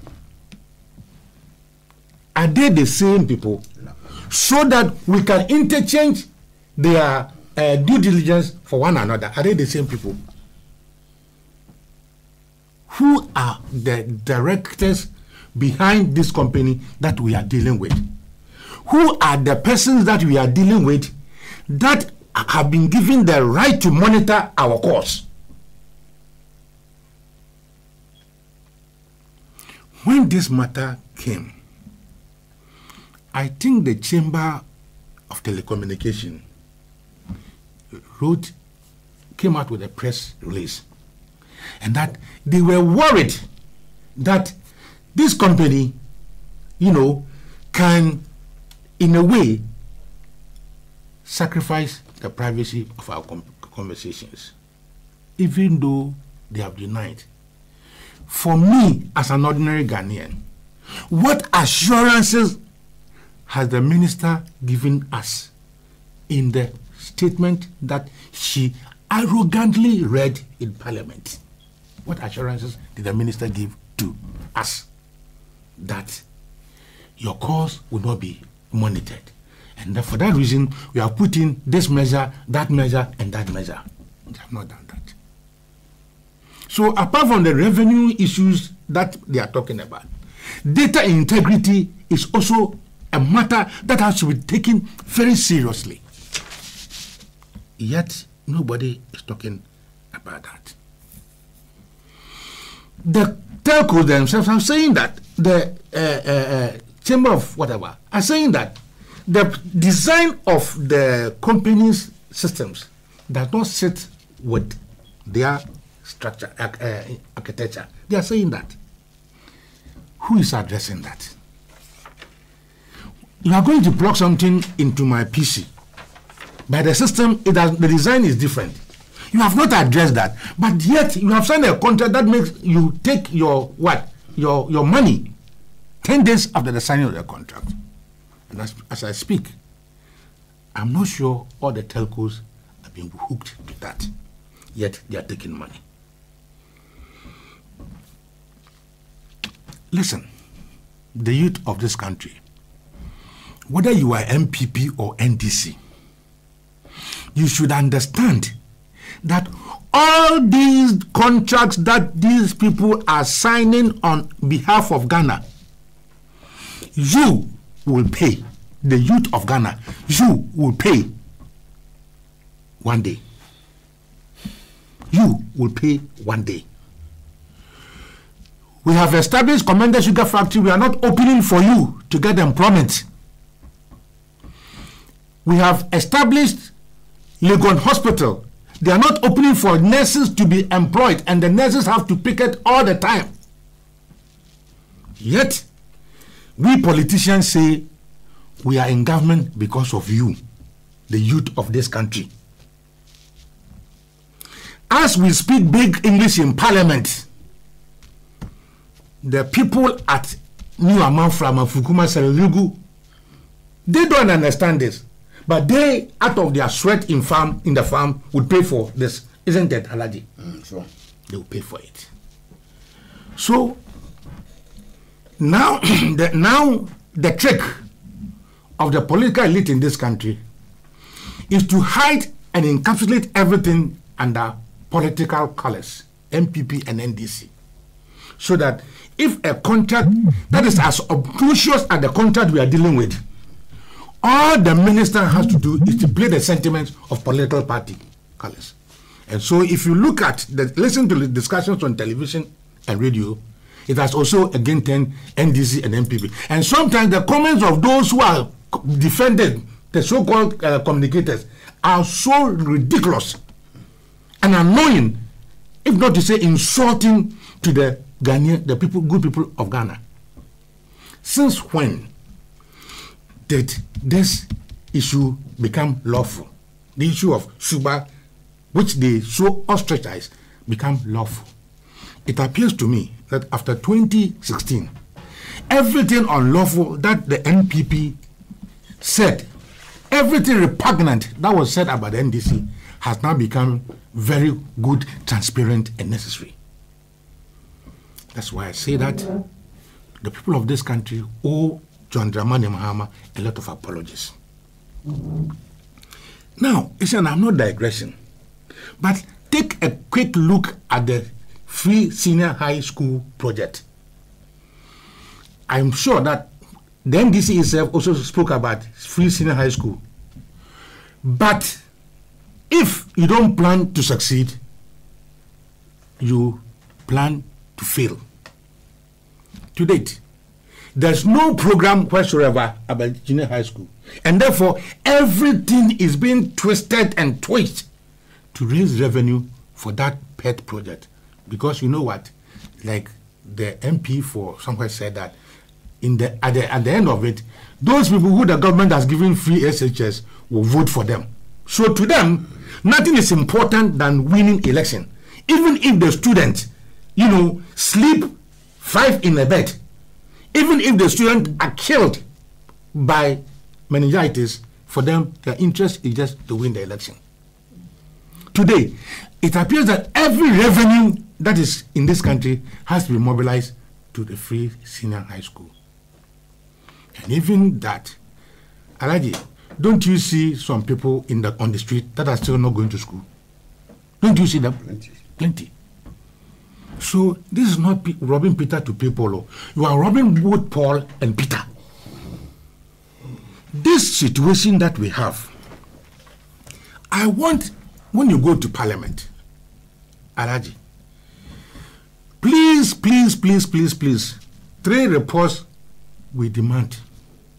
The technical feasibility of this project, the financial feasibility of this project, so that persons who have capacity to analyze this would analyze these ones critically and give the people of Ghana the benefits of knowing what exactly we are doing with this.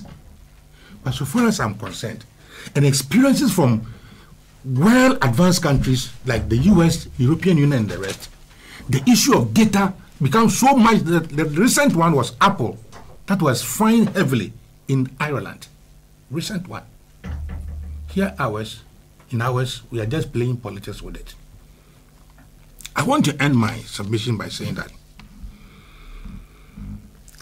every foreign company, if we determine that this Kevin GVG, whatever, it's so conflicting.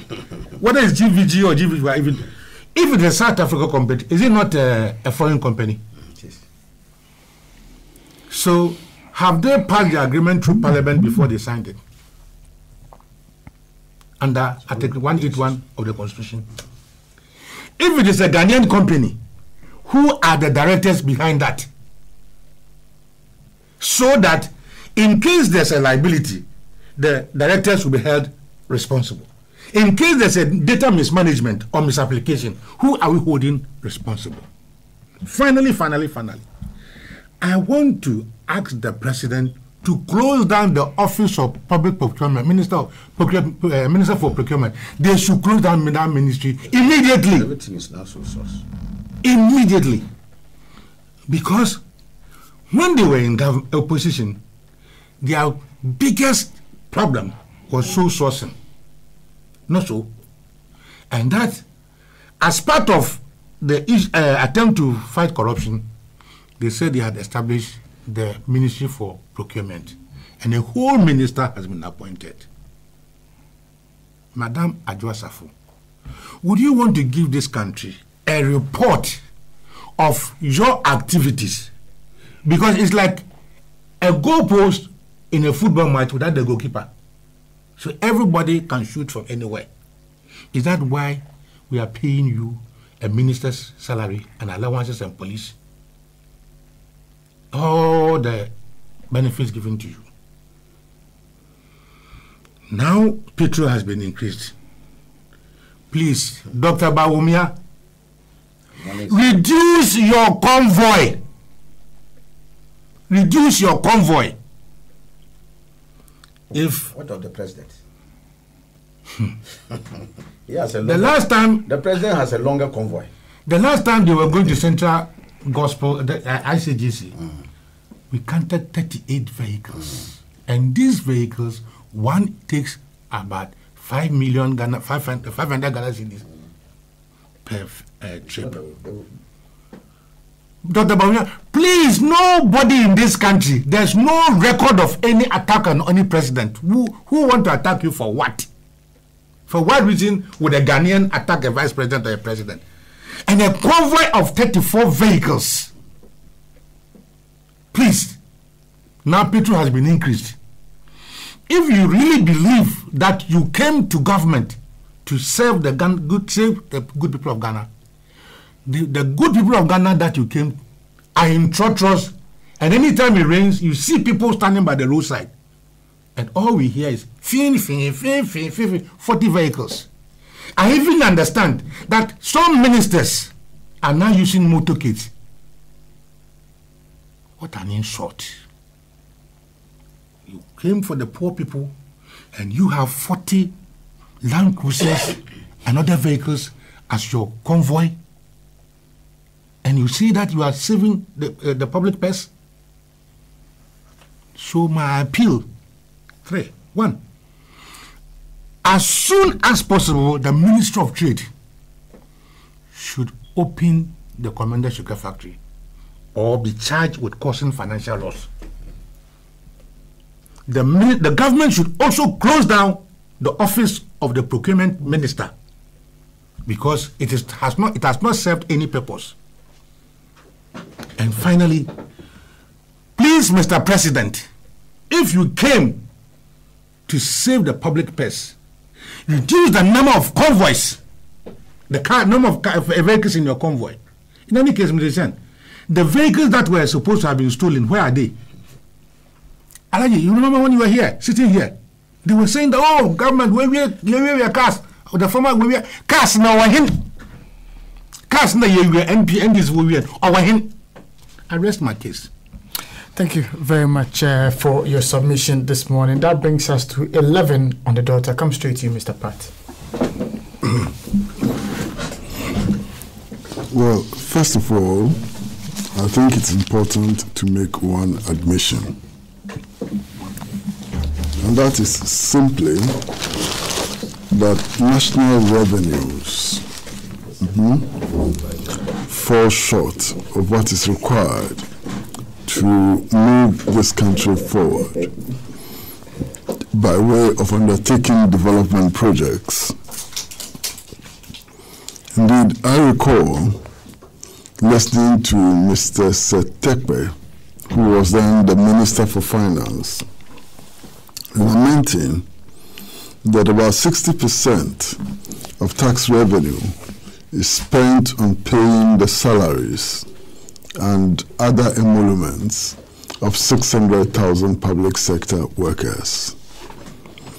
So it is important for us as a people to do whatever is lawful and whatever is in the national interest to increase national revenue. We are told that the monitoring of the telecoms, the number of calls that are made and so on, is an effort which would lead to increasing national revenue. It would appear, therefore, that the rationale for doing the monitoring is one which is reasonable and one which must be pursued. But a number of questions arise. If we are to monitor the telecoms, should we contract private companies to do that? What is it about monitoring telecoms which is so very difficult that only companies like Kelvin GBG can do? What is it about monitoring telecoms which is impossible, so impossible for the state to do, that you need to contract private companies to do? So this is a question that we need to answer. If indeed we have to monitor the telecos, should it be done by private entities? What is so special about it that we need to hand over that contract to private entities? That's one of the legitimate questions that we need to answer. Now, if we come to the conclusion that we need to hand that job over to private companies, we then need to ask another important question. Should the private companies necessarily be foreign? Why is it impossible for Ghanaian companies to undertake that assignment? I don't have the answer, but I think that it is possible to find the answer. Now, we are told that the contract has been given to a company named Kelvin GVG. Kelmi GVG. And we are told that that company is partly Ghanaian owned and partly foreign. But we do know that under our laws, contracts with foreign entities have to be approved by Parliament. Does this contract fall into that category? And if it falls into that category, why is it that it was not sent to Parliament for approval? There's another important question that we need, to answer. Then issues have been raised about costs. And I had the privilege of listening to Mr. Franklin Kujo, who has raised several issues about costs. And he's saying that the job that this company is doing costs us far more than the company than we can realize. Indeed, it is stated that based on some assumed figures and so on, his calculations reveal that we will get about $36,000 at the maximum from the operations of this company per month. However, we are paying this company $1.5 million. Is this reasonable? Are the claims of Mr. Franklin Kujo true? And if they are true, why do we find ourselves in such a situation? This is a question which also needs to be answered. Then somehow, strangely, the issues which have been raised by civil society organizations and so on have not been directly answered. Instead, when we are getting allegations or reports of threats on the lives of those who are making these allegations, is it true, for example, that Mr. Franklin Kudu has been threatened with death? And if indeed he's been threatened with death, who is responsible for issuing that threat?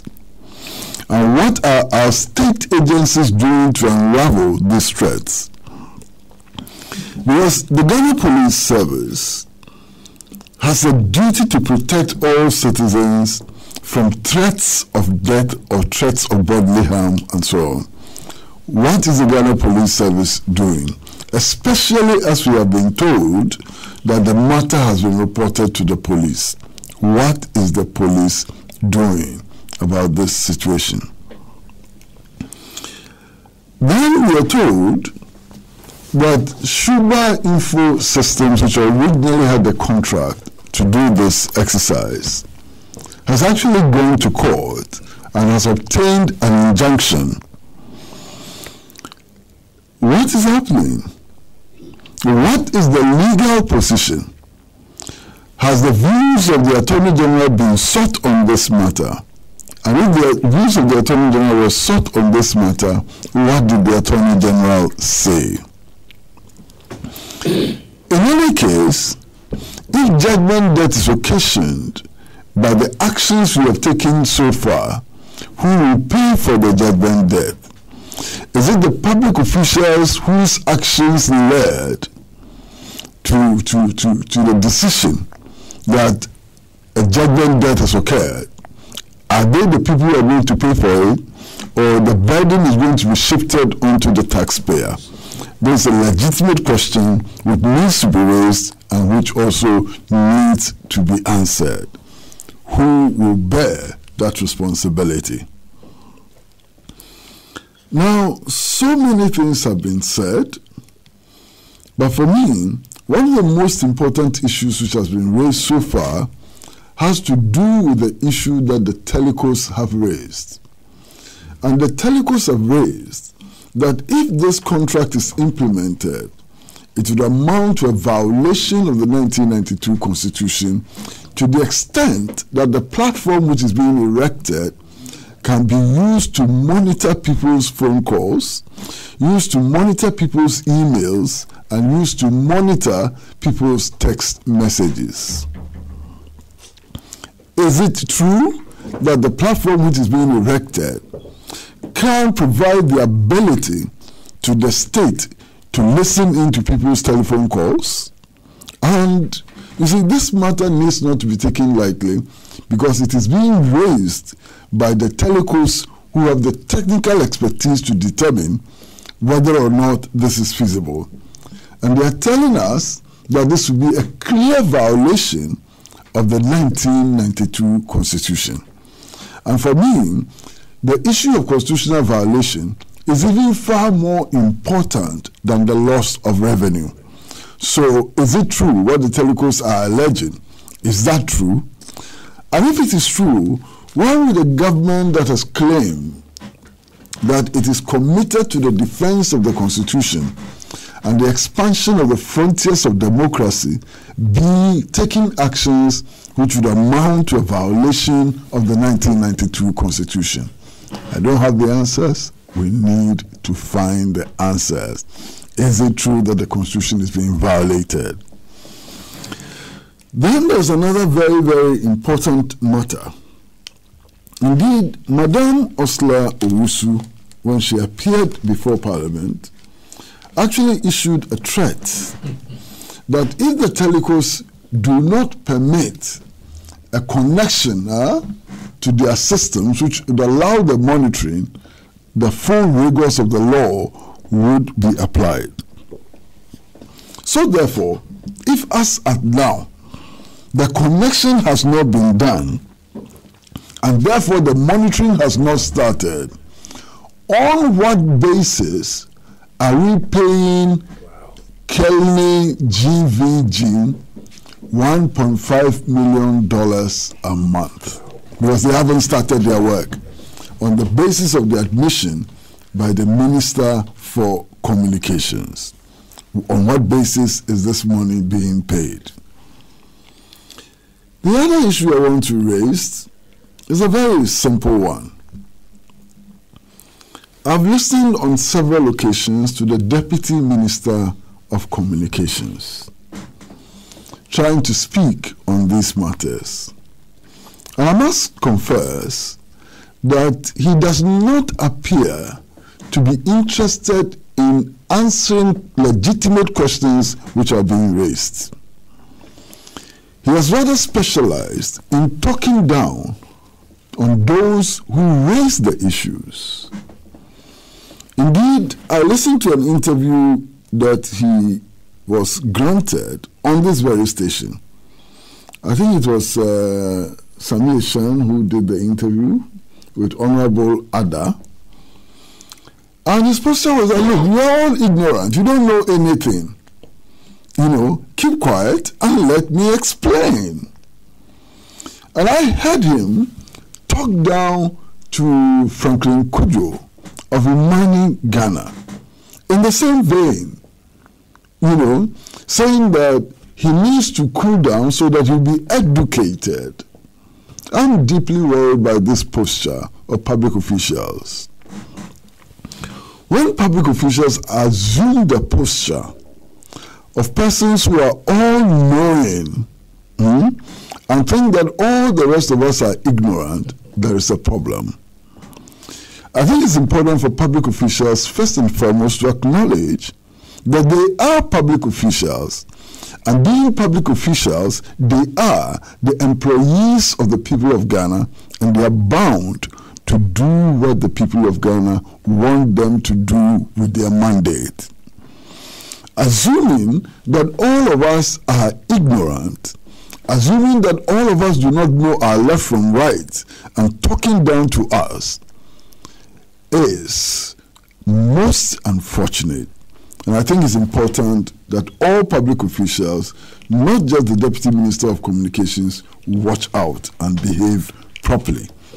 Because I get deeply worried by these postures, you understand. Now, having raised all of these issues, I would like to submit that all of these issues, because they become controversial, all of these issues, because they are being raised by knowledgeable persons and so on, it is simply not enough to have a minister or a government spokesperson, you know, telling us what they think the answers are. And I'm in full agreement with the submissions made by Honorable A.B.A. Fuseni, Member of Parliament for Sanregu, in Parliament, that we need to establish an independent committee to answer all of these questions so that all of us can react to these issues from an informed basis. I cannot, and I do not pretend to be a telecommunications expert. I cannot and would never pretend to be an expert on how to raise tax revenue. I would never pretend to be an expert on how to monitor the operations of the telecos and so on. But as a citizen of Ghana, I'm entitled to information, and I'm entitled to answers to legitimate questions that can be raised by every and anybody. And those answers, to my mind, can only be provided by an independent, competent committee which will look at these issues so that all of us can react to this development from an empirical basis. I fully support the demand which was made by Alhaji Honorable A.B.A. Fuseni. Thank you very much, Mr. Pratt, for your submission. I will go through all the text messages that I have this morning, and then we'll move on to our next topic. I'll begin from Facebook and read your comments from Facebook. I'll start off with that of Enoch. And Enoch sends the message and says, "Good morning to you, Sammy, and your panel members. So when did the NPP start challenging Anas's work? If this video were to be Mohammed's regime, what would have happened in this country by now? NPP and hypocrisy." And also, the NPP government is using technology to steal from the public purse. Example, GPS and the Ghana card and many more of such. Let's change the bad change in 2020. That's from Enoch from Asaman Kese. Habib sends a message and says, "Good morning to you, Sammy, and good morning to your wonderful panelists and to your cherished listeners around the world. Why is the NPP and Canada Japan fighting so hard to tarnish the good image of Anas? Why? Is it because if the 6th of June the video is premiered, we will see Akufo-Addo and Bawumia taking the 5 million and 3 million respectively?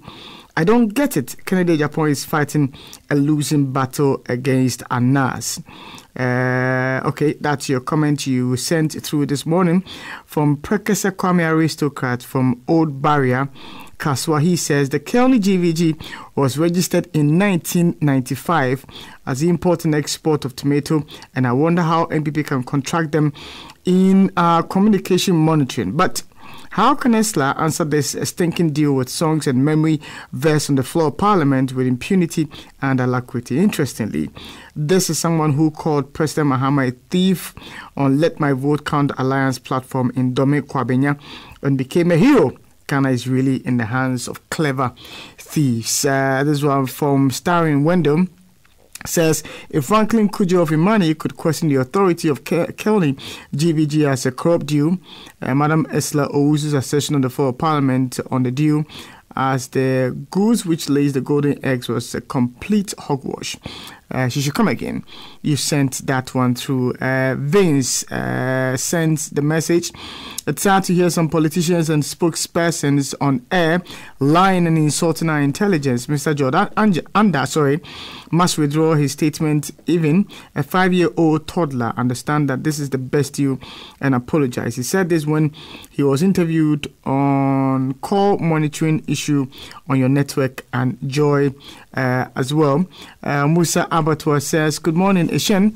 It's public record that President Akufo-Addo promised to use the Anas principle to fight corruption. Why his MP is fighting the principle, I don't know.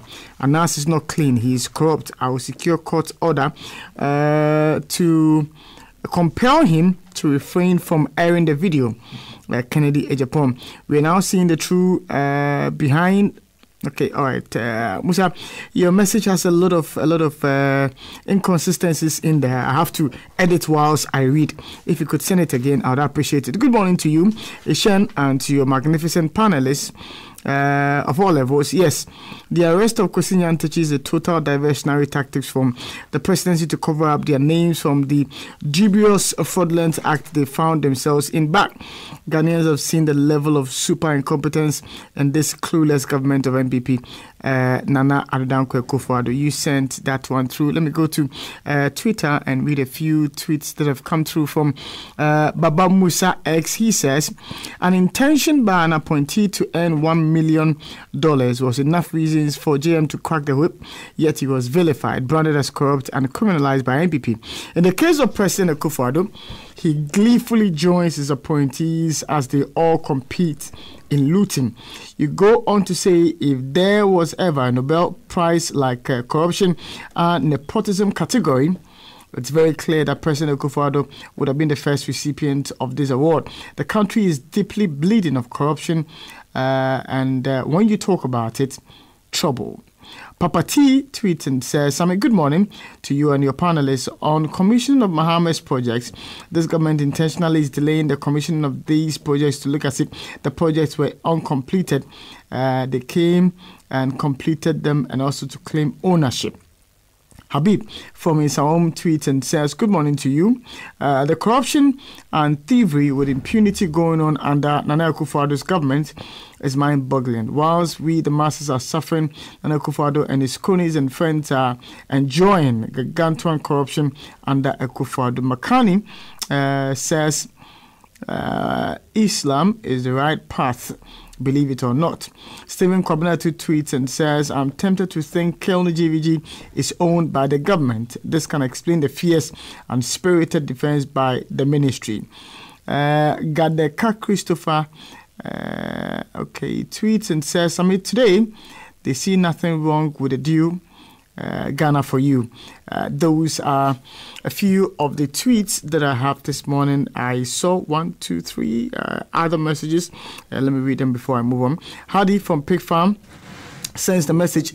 I thought Mr. Kennedy Ejapon has always behaved as anti-corruption agent. Hitherto brings us documents purporting to be a contract signed by the previous administration, and this same man Kennedy is fighting on us for exposing people presumed to be corrupt instead of complimenting the efforts of ANAS.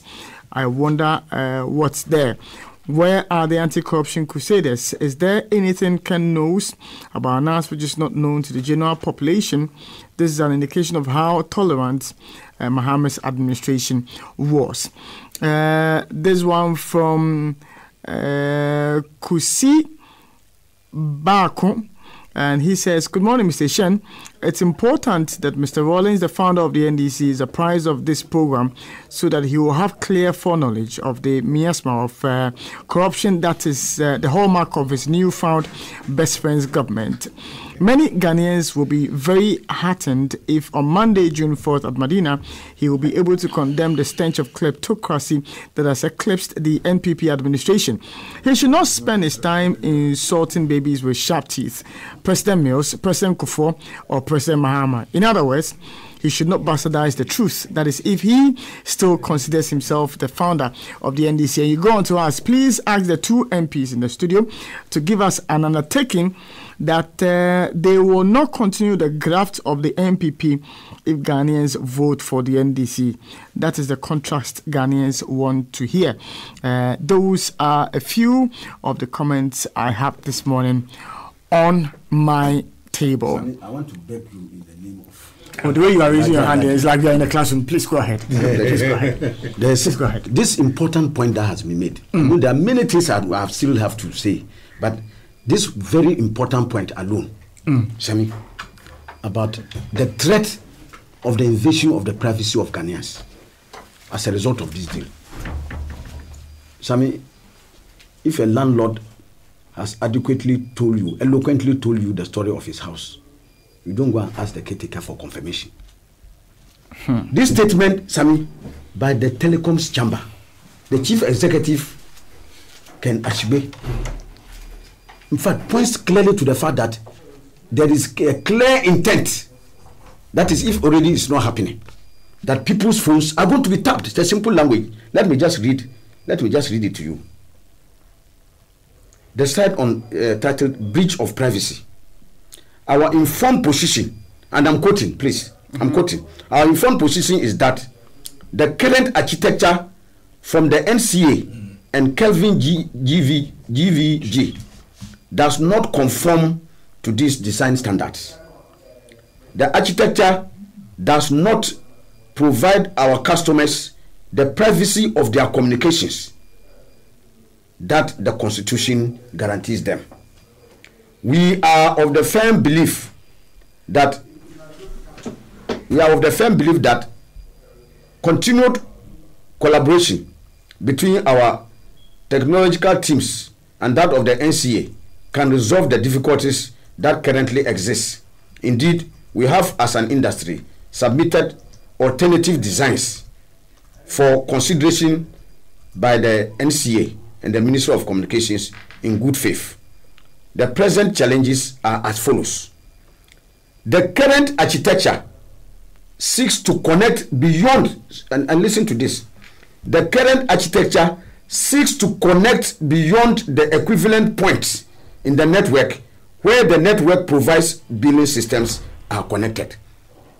They need to they are trying to connect beyond So what is the intent? Now it says here, the monitoring mechanism has the capability of actively or passively to record, monitor, or tap into the content of any incoming or outgoing electronic communication traffic, such as voices.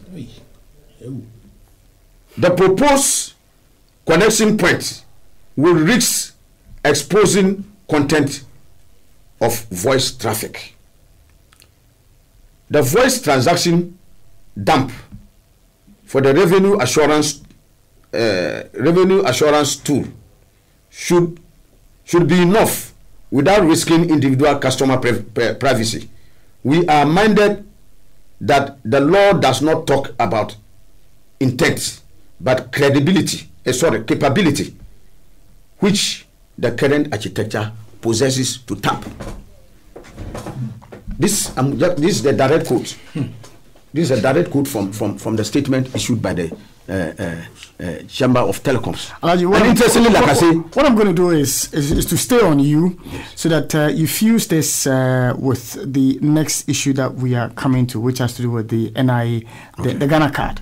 And we don't have a lot of time. It's I'll be brief 11:30. So Sammy, I'm very concerned, because I know that if this government has an opportunity to tap people's phones, I will be one. No doubt. They will tap my phone.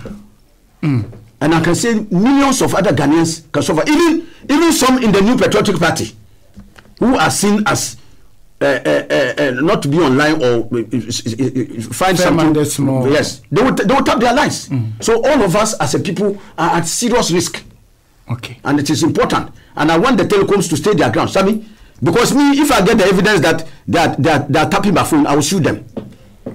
I will take action. You don't need to allow them to do. And Ghanaians must stand up and resist this invasion of our inalienable constitutional rights and fundamental freedoms. Government has no right whatsoever to hide behind a very funny company and inflict us with such. Well, can you do the next issue in 6 minutes for me? Okay, maybe I'll try. Oh, yeah. Let me see. Now, Sammy, let me say for a start that this issue of providing identification is a very good thing, which government as an institution, when it takes up, is in the supreme national interest. And I believe that it merits the support of all Ghanaians for us to undertake that experiment. Let me also say that this is not the first time. Indeed, I was even bringing it here. Unfortunately, I left my decision. No, in 2011, similar such cards were issued. I got one by the National Identification Authority. They actually went ahead and started issuing cards. So this is not the first time cards of this nature are being issued. And indeed, I am surprised that even to date, this thing should have been up and running more than a year ago, because significant database. The previous attempt to give us the card, I'm very happy. Mr. Kwesi Pratt has brought his. If there were a camera here, there's a camera in front of you. You see. Let's turn his picture upside down. You see? That's correct. It's correct. You can do it this way. You see? Okay, he was correct the first time. You see? Like this. Yeah. So I think people can see it. I have one myself. And I'm sure thousands of Ghanaians had it. Yes. Within a short period of time, cards were issued. Look at the time it has taken us.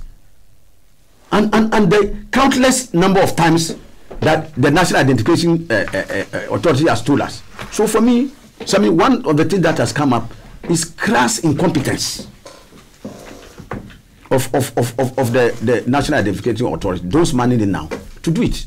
The last one was such a major embarrassment.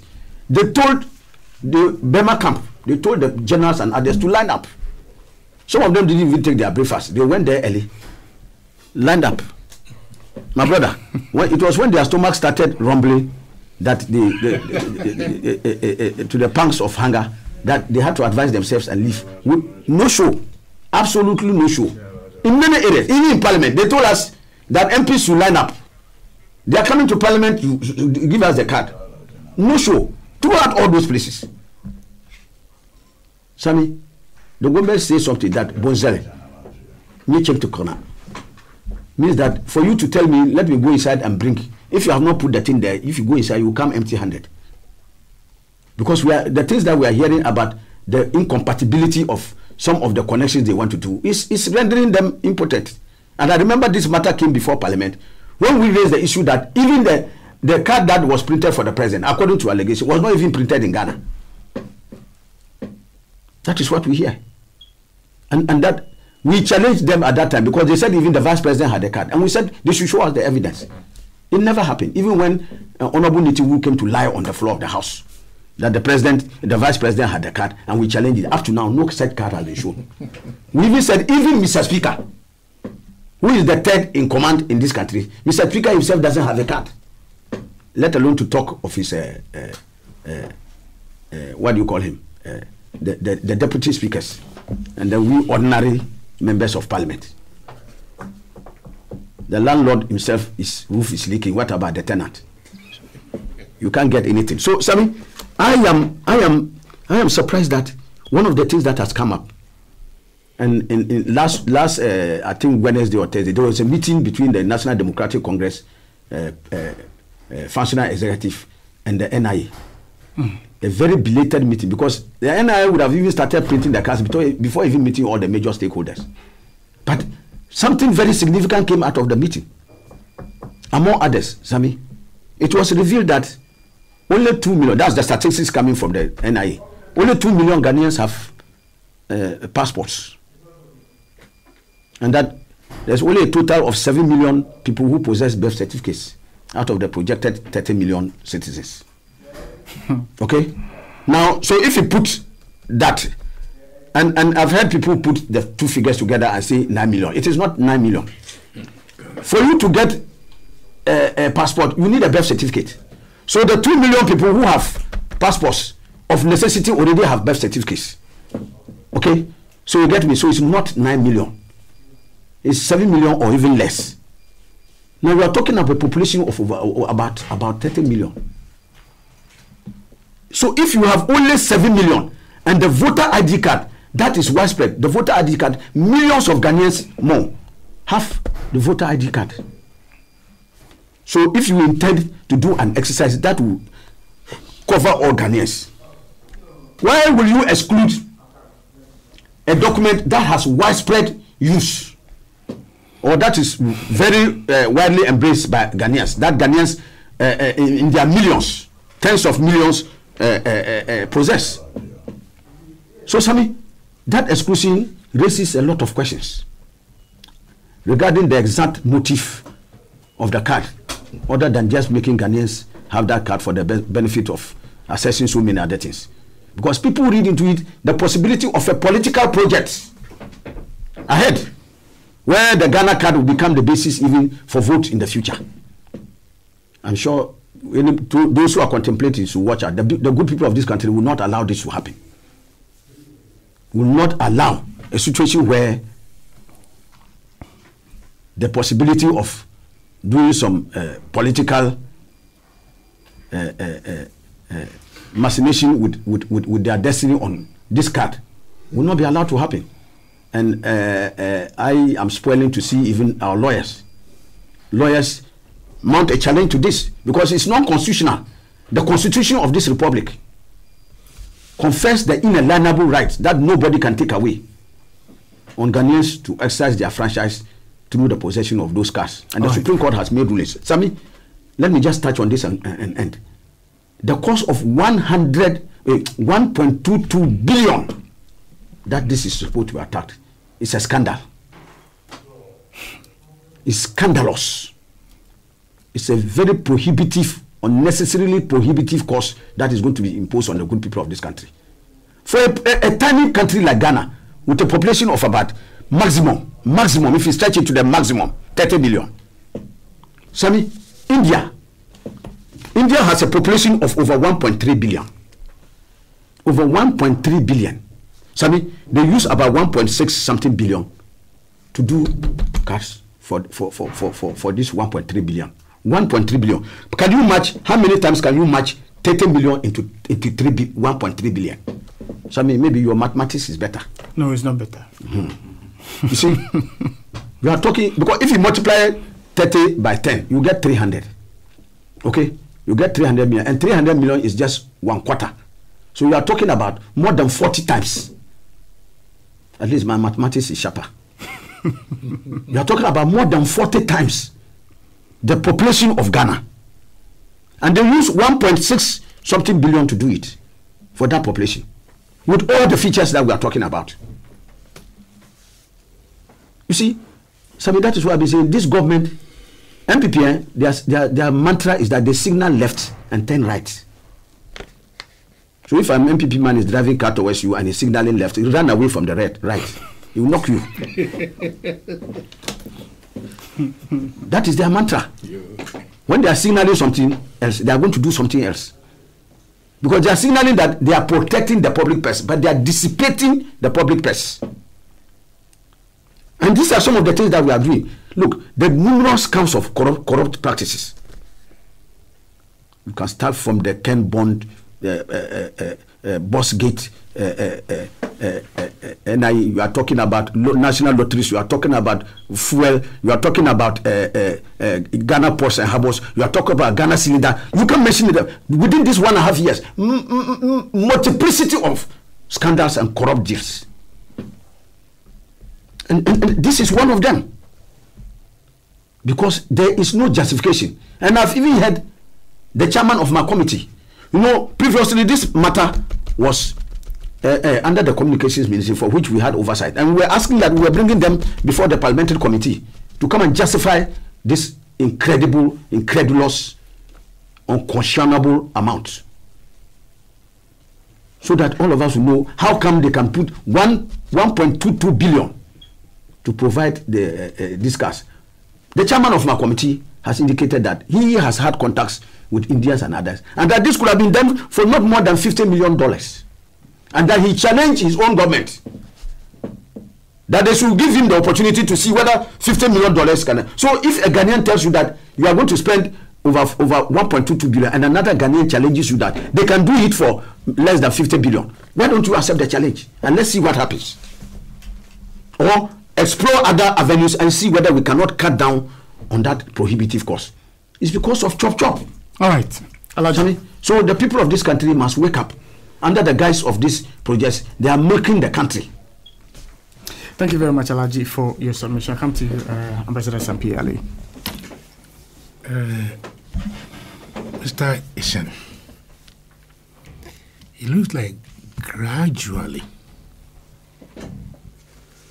this government is doing everything to circumvent the Constitution regarding the privacy and security of Ghanaians. And you remember that one of the clauses of the U.S. Ghana military agreement is that the U.S. forces would have unfettered access to facilities. Unimpeded. The facilities could be the military facilities. But in addition, they're also having unimpeded access to areas. It's facilities and areas. And the last time I told you that one of the areas could be the Electoral Commission. Wow. And yesterday I took the agreement again and I read one very dangerous clause that we have all ignored. And that clause is that the American forces will protect government officials. Really? Yes, check it. Will protect government officials. Check it again. Unless I have a dubious copy sent to me. But if what I read is right, check it again. And this time, you can Google. So if you have not read it, go and read it. Yes, go and read it again. If maybe I've read a dubious copy. But if what I read is correct, it is part of the clause. Then we came to the infamous GPS, the Ghana Post Address System. And the question is, when that thing was on Google Map free, why was the government so eager to customize it, and charge us? Was it part of the invasion strategy to identify certain people And Alhaji, last time I checked, many people have not downloaded that application. They are still using the GPS because they don't have the credibility, attached to that project, apart from the fact that it was dubiously contracted. But people are not very confident about that. Then again, you see this Ghana, the telecom contract, also having a huge concern attached to it in terms of privacy. As a Ghanaian, I'm very worried that gradually we are abusing the constitution. The president is allowing the constitution which he has sworn, to defend, to be clandestinely undermined like that. What are we talking about? All of a sudden, we have woken up to see that we need identity cards. Because even if you go to Ivory Coast, just Ivory Coast, there's something they call cadente, that is identity card. And some of us who have traveled outside, especially if you go to the US or India, my place, if you reach the airport as an Indian, and then they slot your card, your passport in, then you see a screen, your passport number, Indian identification number. Everywhere it will show, and it is for all purposes. For all purposes. So is it in the American system? India. In India, the population that we are dealing with, it's not the number of people you see here. If you go to the market and you see human beings in their numbers, my friend, you have no idea. But even those people have been able to give themselves an identity card. As for the need for the identity card, nobody is questioning it.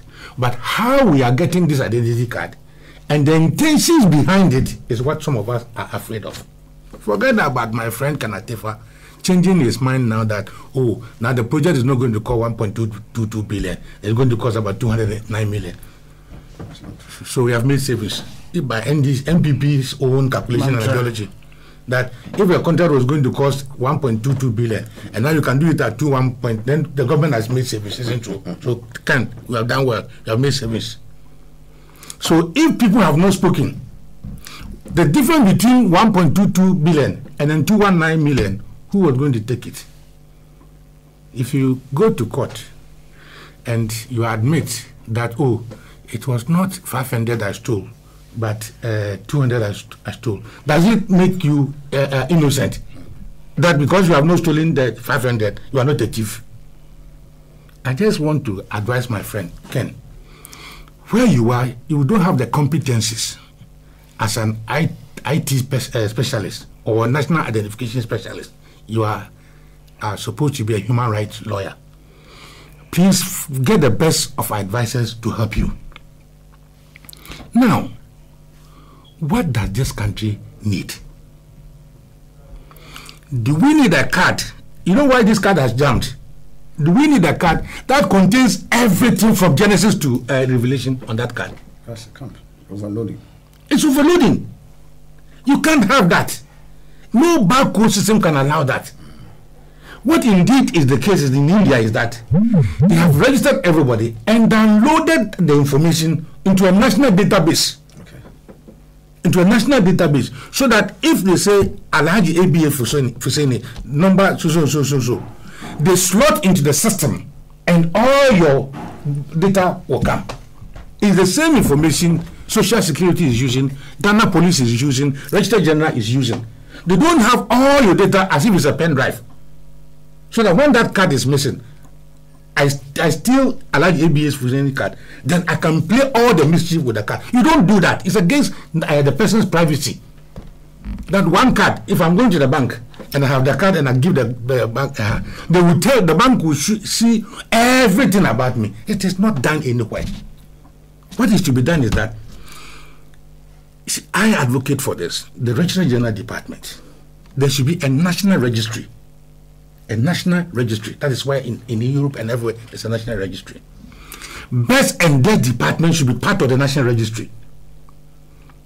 You don't wait until you're going to get a passport before you go to the registrar general birth and death. if you have this system, as soon as you are born in a village, you go to your district assembly and register. It's connected directly to the registry system. If somebody dies, the assembly member there, the following day, as soon as he's buried, they take the birth certificate to the registry, and then the name is deleted and described as deceased. That's what is happening in India. There's a national registry. So all the data you need is there. The police is connected to that. So that if there's a crime and they look at the figure and they say, oh, that could be Sampi Yale, then put the card in and everything about me will show. It's a national registry. But what we are doing here is very fanciful. It's a big joke. Social Security and National Insurance Trusts have their own ID system. Okay? Many institutions have their own ID. Many. How can we bring all this into a common platform for identification? For instance, on the Social Security platform, your name can be Asian, isn't it? Then we come to another company, Asian has been changed for another purpose. How do you identify who you are? How do you identify that? So the card itself becomes useless as far as what we want to do it for. So there should be a national registry, where all the key databases of the country are linked. And I believe that the Registrar General's Department can be the best place for this. All right.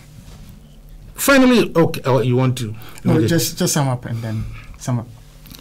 I believe that Ghanaians have to wake up.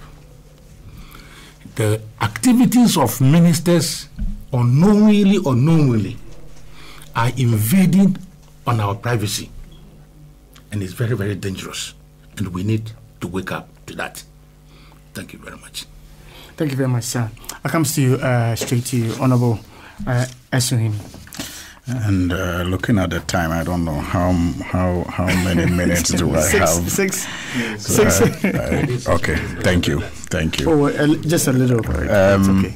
I have the permission of Mr. Pratt to use his time. Mr. Pratt to carry on, not to use his time, but I'm sure that carry on definitely. All right. Yes, it's for the views to be exactly. Thank you so much. On that note, I'll try and use 6 to 8 minutes, and then I will want to just see if I can touch on the remaining topics, even as I wrap up on the first one. You know, it is important that as we leave the discussion at this point, we are reminded that Kweku Kwarteng, who is Deputy Minister of Finance in opposition, said the situation where you had AfriWave and Suba doing revenue assurance and monitoring amounted to duplication, and that it could have been done by one person, regardless of the fact that on the floor of Parliament during the passage of the communication law, he was the one who insisted that the scope of ICH licenses should be reduced and not to include, revenue assurance. But today, given the opportunity as Deputy Finance Minister, he is carrying on with the duplication by simply substituting Suba with GVG. And that, for me, is the dishonesty that must be noted. Again, the MCA board chairman, who was the chairman, or if you like, the CEO of the Telecom Chamber, said publicly that the exercise of Suba and others compromise data security and privacy. And that is what is again being said by the new CEO of the Telecom Chamber. So that position of the chamber hasn't changed. Today he is the chairman of the NCA. So he should be telling the people of Ghana if the position he held, which is still being held by the association that he led, is correct or not, as he champions this GVG deal. Then again, Suba and the government of Ghana some time ago, that was under the NDC, complained about the unwillingness of telecoms to cooperate, with government and Suba. At the time, the NCA board chairman who represented the telecom said it wasn't true. So it is important to find out why today he sits with the minister and the minister makes the same claims. Who was lying at that point? Is it the case that he is comfortable today because of the role that he's playing for the NPP government? And then George Anda, who is the Deputy Minister for Communications. I'm saying these are the things we should have on our minds as we continue the discussion of this matter. Was of the view that the fight against inbox fraud and Kominini could not be addressed with this kind of monitoring, and that it was a pricing matter, and we needed to reduce the 19 cent that is charged. Why is he today all over the place claiming that this deal is going to ensure that Simbox fraud and other things are checked? What is, what can be more deceptive than that? If he has the opportunity today, he should review the tariffs that he says will solve the problem and stop giving contract to friends and, if you like, family. I think what is happening is simply vindictive, it is dishonest, and it is hypocritical and purely fraudulent. I mean, we have already addressed the fact that Suba worked. In fact, if you check online, you will notice that Suba was adjudged the best company in Africa among about 20 other companies in, I think, Zimbabwe or Tanzania, and it was because of the work that they had done in this country. And we have already made reference to the committee visiting the telecoms and some of these people being part of it. Now on the National Identification Authority, and Sean, it is the Ministry of Communication again. I'm saying again, what is it about that ministry that almost all the deals that they go into are so controversial? Yes, there's just a small point. I think the correction is that it was under the Ministry of Communication, yes, but it has been taken away now. Yes, but you see, to the presidency, yes, and now put under monitoring and evaluation. I will get there. You see, it all started with the Ministry of Communication, and when you look at all these deals that I have spoken about, there's always the vice president's or the senior minister's office in it. Start from the digital address system that is a fiasco, and you will see the Ministry of Communication ending at the doorstep of the vice president. The Bank of Ghana interoperability ending at the vice president's office. Again, another software IT matter. Then you have the National Identification Authority, and this is not the first time. You remember when this matter started? I think Honorable Alhaji ABF Senior has already made reference to that. The chairman of the committee again, Kennedy Ajapong, accused the minister directly of engaging in corrupt practices. And the CEO. And the CEO of the National Identification Authority. So what is it about that ministry that it seems to be engaged in deals that are always controversial? And that is falling short of calling it fraudulent. I mean, look at the implementation fiascos, the shifting dates. When this government came into office, I think one of the high-profile meetings that was first held at the Flagstaff House had to do with the vice president meeting all the agencies that were going to work on this national identification thing. And he being presented as the whiz kid who was going to now make sure that we all have national identification card. A date was given. In 2017, there was no show. The president gave another date in 2018 May, no show. And the most embarrassing part, yes, the most embarrassing part was the latest one. In fact, the 5th time, when members of parliament and parliamentary service workers, the judiciary, the military, and workers at the Flagstaff House were made to queue and wait for their turn to be registered. I mean, it was so ridiculous when after 3 p.m. the announcement came that they will not be able to carry out the exercise. When we are told that they detected whatever fault prevented them from carrying out that exercise as early as Saturday. So what was the motivation to keep deceiving people even as late as Monday afternoon that the team was on its way to carry out the exercise? And after such monumental level of incompetence, you still have the CEO at post. After embarrassing the president and the vice president and putting, the good people of Ghana through such disappointment, especially the institutions that I named earlier, he is still at post, comfortable, without shame whatsoever. Now guess what?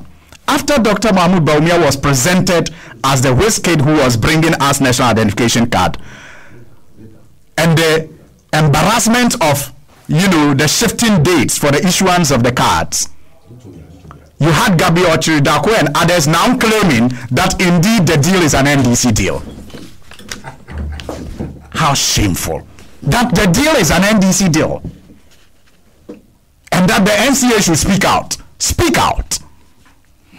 Didn't you tell us that it was a whiskey Bawumia who was giving us this?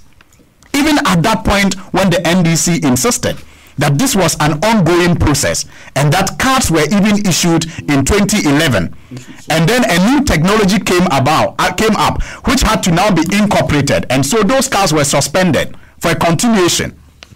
But even then, if it was an NDC thing, you recall, Eshan, that the NCA went for a loan of about, or attempted to go for a loan for about 115 million US dollars at the time. And the impression or the communication at the time was that part of that was supposed to be used for the exercise. At the time, I recall Subtribe, the owner of Subtribe, something Hesse, said on radio that it was wasteful, it was fraudulent, and very expensive, and that exercise could be carried out using $10 million. Imani Ghana at the time said it could be carried out using about $94 million. And the $115 million was too much. Today, it is going to cost you and I $122 billion. 1.22 billion. Yeah, that's $1.22 billion. 1.22 billion. Yes. I mean, that is how much it's going to cost us today. So $115 million that was said to be expensive and costly 1.22 billion is now being replaced with 1.22 billion. And all the noise makers and characters at the time who said it could be done for less than $115 million are not speaking. They are watching Animal Planet, Animal Kingdom. You're right, maybe they are watching Animal Kingdom. But then again, the interesting part of this is the release that has come from the National Communication Authority to justify the 1.22 billion. They claim that the government of Ghana is going to pay, contribute, I think about 567 million, and then part of that is also going to come from the. And you see, Hassan, sometimes when they do this, you wonder if it is done deliberately or dishonestly. I mean, deliberately dishonest. They are being deliberately dishonest, or they think that we have cassava dough in our head. Cassava is better. That one is food. Sand. Look, if you read the NCA justification, what simply comes to mind is the Simpton deal at the Bank of Ghana, interoperability. When people went at length to explain to them that that deal was going to be done at no cost, but over the period, because of the nature of the contract, BMOT, this amount was going to be realized, Dr. Bawumia conveniently claimed that was the cost. But in the case of the NCA, they say it is not the cost, but over the period of 15 years, 1.22 billion is what is going to be. What do they take us for? I say the thing we have sand in our head. So, in the case of Bank of Ghana, it is the cost over the period.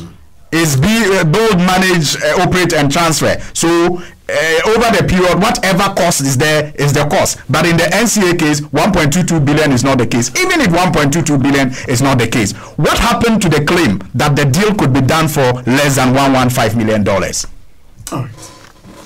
What happened to that? Have you forgotten? And maybe just, sorry, this one on the last topic, I think it's very dear to my heart. You see, Anas Amria Anas is going through what he's going through today because of the, operations and machinations of the president's communication advisors. They have set the stage for what is happening to Anas today to happen to him. They set up the situation where Anas had to show the video to the president to seek his view. Is that what Anas have been doing over the period? If Anas wanted to find out if the money Nyantechi was taking actually got to the president, did he have to arrange a sit down with the president to confirm that? Did he? Was he expecting the president to say, yes, I know about Nyantechi's thing, he's collected it and he brought it?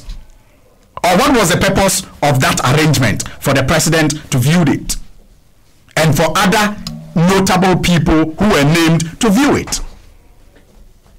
It is what has simply prepared these people who may be guilty to take the tangent that they are taking. Nobody is saying that if Anas engages in other unethical ways, it should not be questioned. But beyond that, I want to put on record that whatever is happening to Anas and the threat to his safety should be blamed at the media advisors of the president. And in this case, I think that I dare mention names. I listened to Malik Kweku Bako, and I listened to Kwame Sefakai. And I think there seemed to be some conspiracy. One of them claims that he made a slip and told Kwame Sefakai, and Kwame Sefakai also made a slip and said it on radio. A series of slips, deliberate slips. Deliberate slips, in my view. Yes. So that the president can be better prepared and insulated from any blame. So the president takes an action and says that, okay, he is not the first to have compromised, to have breached the non-disclosure agreement, because he heard it on radio when Kwame Sefakai mentioned some names, and so he had to take action. Who told Kwame Sefakai? Abdul Malik Kweku Bako.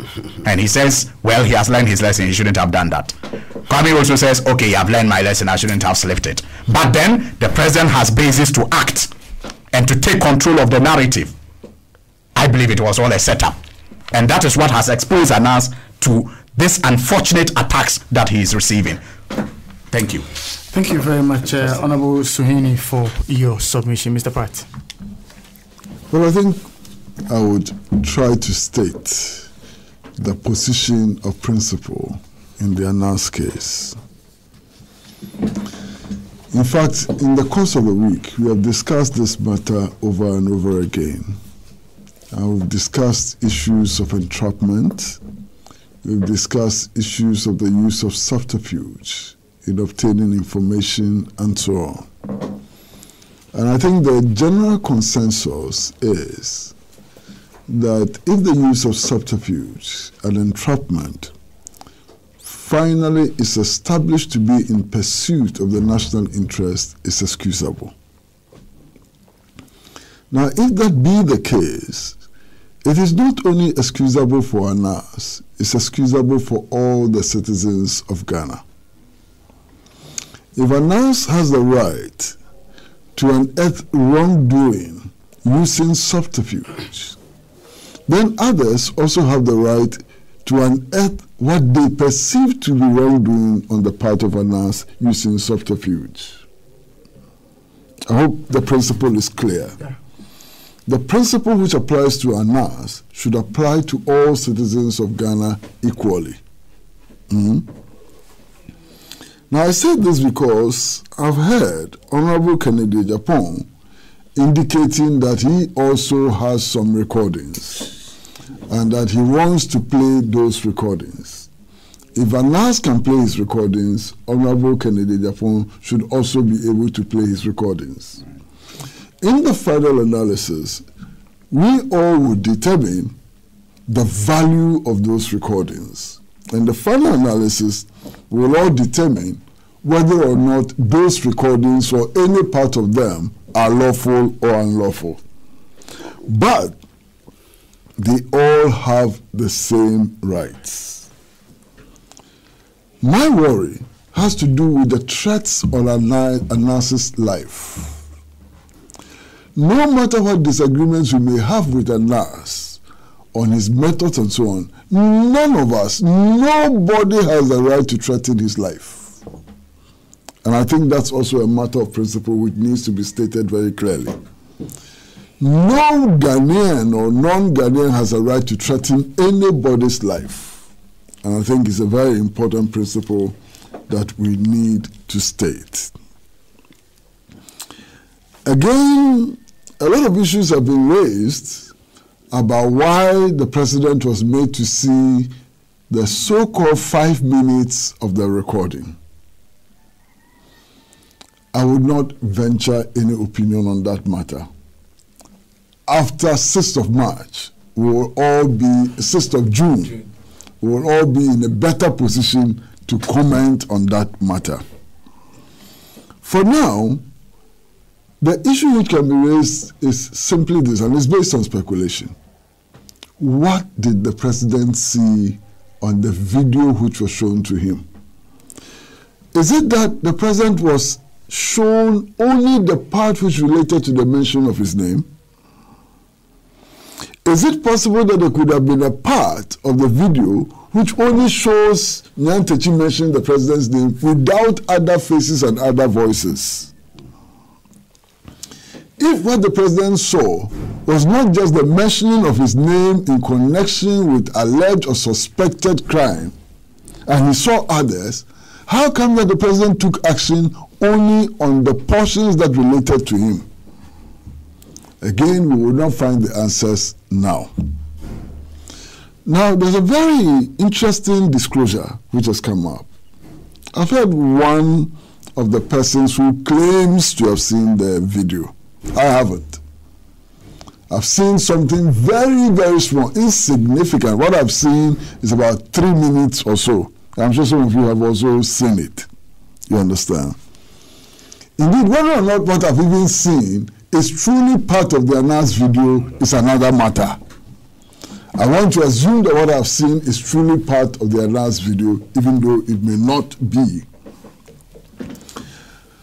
Now, what I'm saying is this. I've heard that the rushes, and when I talk about the rushes, it means the recordings which have been done is about 6 hours. Okay? And I heard this from my very good friend and colleague, Kwame Sefakai. Okay? And I know that he has integrity. He would not lie. I disagree with you. Well, it's up to you. You I can even tell you some of the lies against you yourself. That's okay. That's okay. So, because you must not say. Just wait. You yourself knows that. Because this one, I vehemently disagree with you. You can disagree. Don't say that. You are aware that one was not true. Don't say that. No.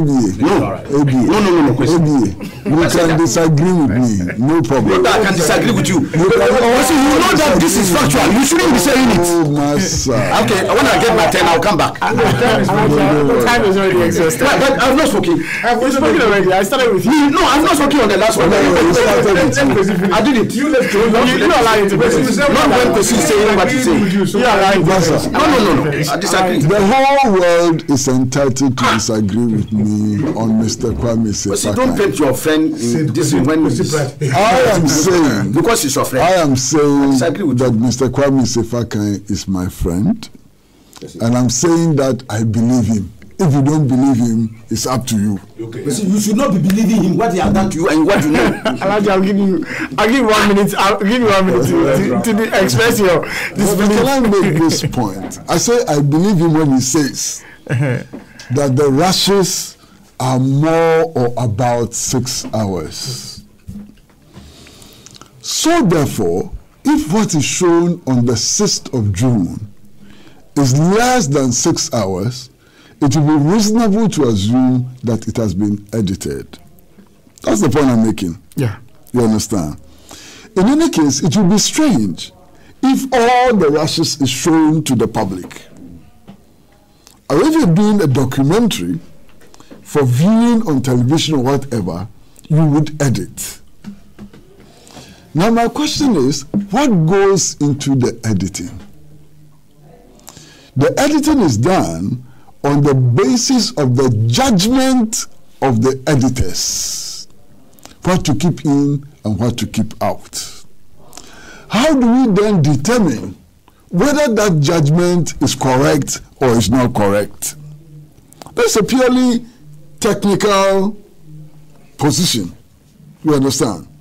Anybody who edits has to make a judgment about what to keep in and what to keep out. What informs the decision to take something out and to keep something in?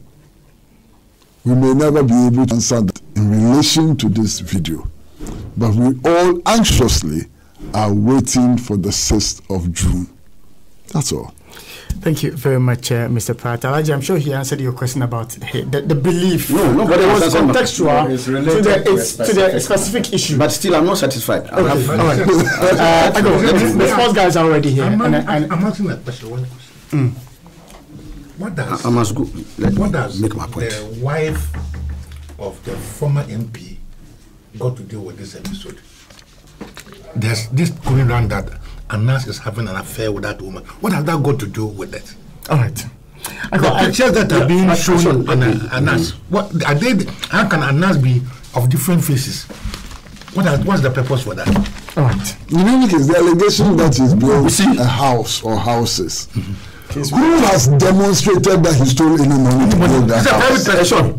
It's not uncommon on this program for you to allow everybody to speak. You cannot allow Honorable Suwini, Honorable Christopher to have significant number of people to speak on this matter. And then you say, okay, Alhaji, you speak for 1 minute. 1 minute. Okay, you speak for 2 or 3. Look, starting from where Kosipra said, where I vehemently disagree with you. Because Kosipra is aware that there was a group, I gave them the name, Coffee Shop Mafia, led by Mr. Kukubaku with Kwame Safakai as his deputy. At that time, he recruited Sonny Decker, Egbert Fabil, all those people who made allegations against him, not anybody, that he had gone and taken 125,000 bribe to dent and kill his reputation and his image. I was among the first people to fight it. And I've always said that, Master, I'm a respecter for the truth. I'm a Muslim. Tomorrow I will stand before my maker. Any statement that you make, you must stand on the pedestal of truth. So don't fear anybody, not even the president of the republic. Even if Kwesi Pratt makes the city, I will come after him. That is the same group. And today you are embellishing this same guy who was the vice chairman or vice president of this diabolical institute that was crafted to peddle lies and impugn the integrity of hardworking and honest people. Because did you take $125,000? When that allegation was made by Kwame Sefakai, he was part of the people who peddled it around. And you are glorifying him today as a friend. Some friends, your friends indeed. But let me say something about this thing. You see, one of the things which has come, and I see this job as part of the work of the coffee shop mafia, to bail out the president who is under siege from scandals all over about his government. You see, they were among the first to complain, and I've heard Mr. Kukubaku has complained that there was a breach of confidentiality by the presidency, that they had given them their word that after watching it, they won't let anybody know. You see how God works? A press conference, not even a press conference was held, not anywhere, at the seat of government, the Flagstaff House, to announce that the president had ordered that they should go after Kwesi Nyantakyi when they are aware he had traveled. That's why in the aftermath of the thing, many people thought it was a cantata thing they were doing, just to find a way of diverting public attention and getting some other people to get this hook with false things that later coming that they were going to charge him for false pretenses or something of that sort. Which gram is when everybody knows that Nyantakyi, look, even the pebbles in Nyantakyi's in the president's house, they know Nyantakyi. Pebbles, even the grass, if they can speak, they will tell you that Nyantakyi is a regular person in the president's house. Indeed, when President Mama, the ninth President Mama called President Akufo-Addo to concede, they said they did party for 10 of the most important people to the president, and Nyantakyi was one of the 10 people. Okay? So, he is known inside, he's a close confidant of the president. My brother, can I go and say I'm going to raise funds or I can go and use the president's name to make money? As soon as I even say that, people will even chase me away. They know me. Okay? They know I'm not the president's friend. So if I come and I'm going to use the president, I will even be chased away. But if Nyantakyi goes to make that kind of thing, they know him. And they know his association. Okay? So his association with the president is not a secret. So why would... I'm concerned about this because we are talking about equality of citizens before the law, which the president of the republic has sworn to uphold when he swore his oath at the Independence Square. This was the oath he swore for the equality of, including himself, before the law. Sammy, they have lined us all up to run 100 meters. Before the gun is fired, somebody is already 20 meters ahead. And he's running. Is that a fair race? Huh? All right. Don't they fire the gun before we all run? Before the gun fire, he's 20 meters ahead running. And what was the criteria? So many other people were missing in the team. Did they allow... Fire the gun on 6th of June. Yes. Alhaji, let's The gun has... Somebody's already running. hold on. What is the proper? No, let's But see, that is exactly what I'm coming to. You are saying they will fire the gun on the 6th of June. But before they fire the gun, somebody's already running. All right. He's 20 meters, 30 meters, 40 meters ahead. You have to pause. Can you catch up? You have to pause. That is the equality of the citizens that we're talking about. This matter, I'm sure that we have been unfair to me. We'll have more time. You have been unfair to me. Alhaji, thank you very much this morning.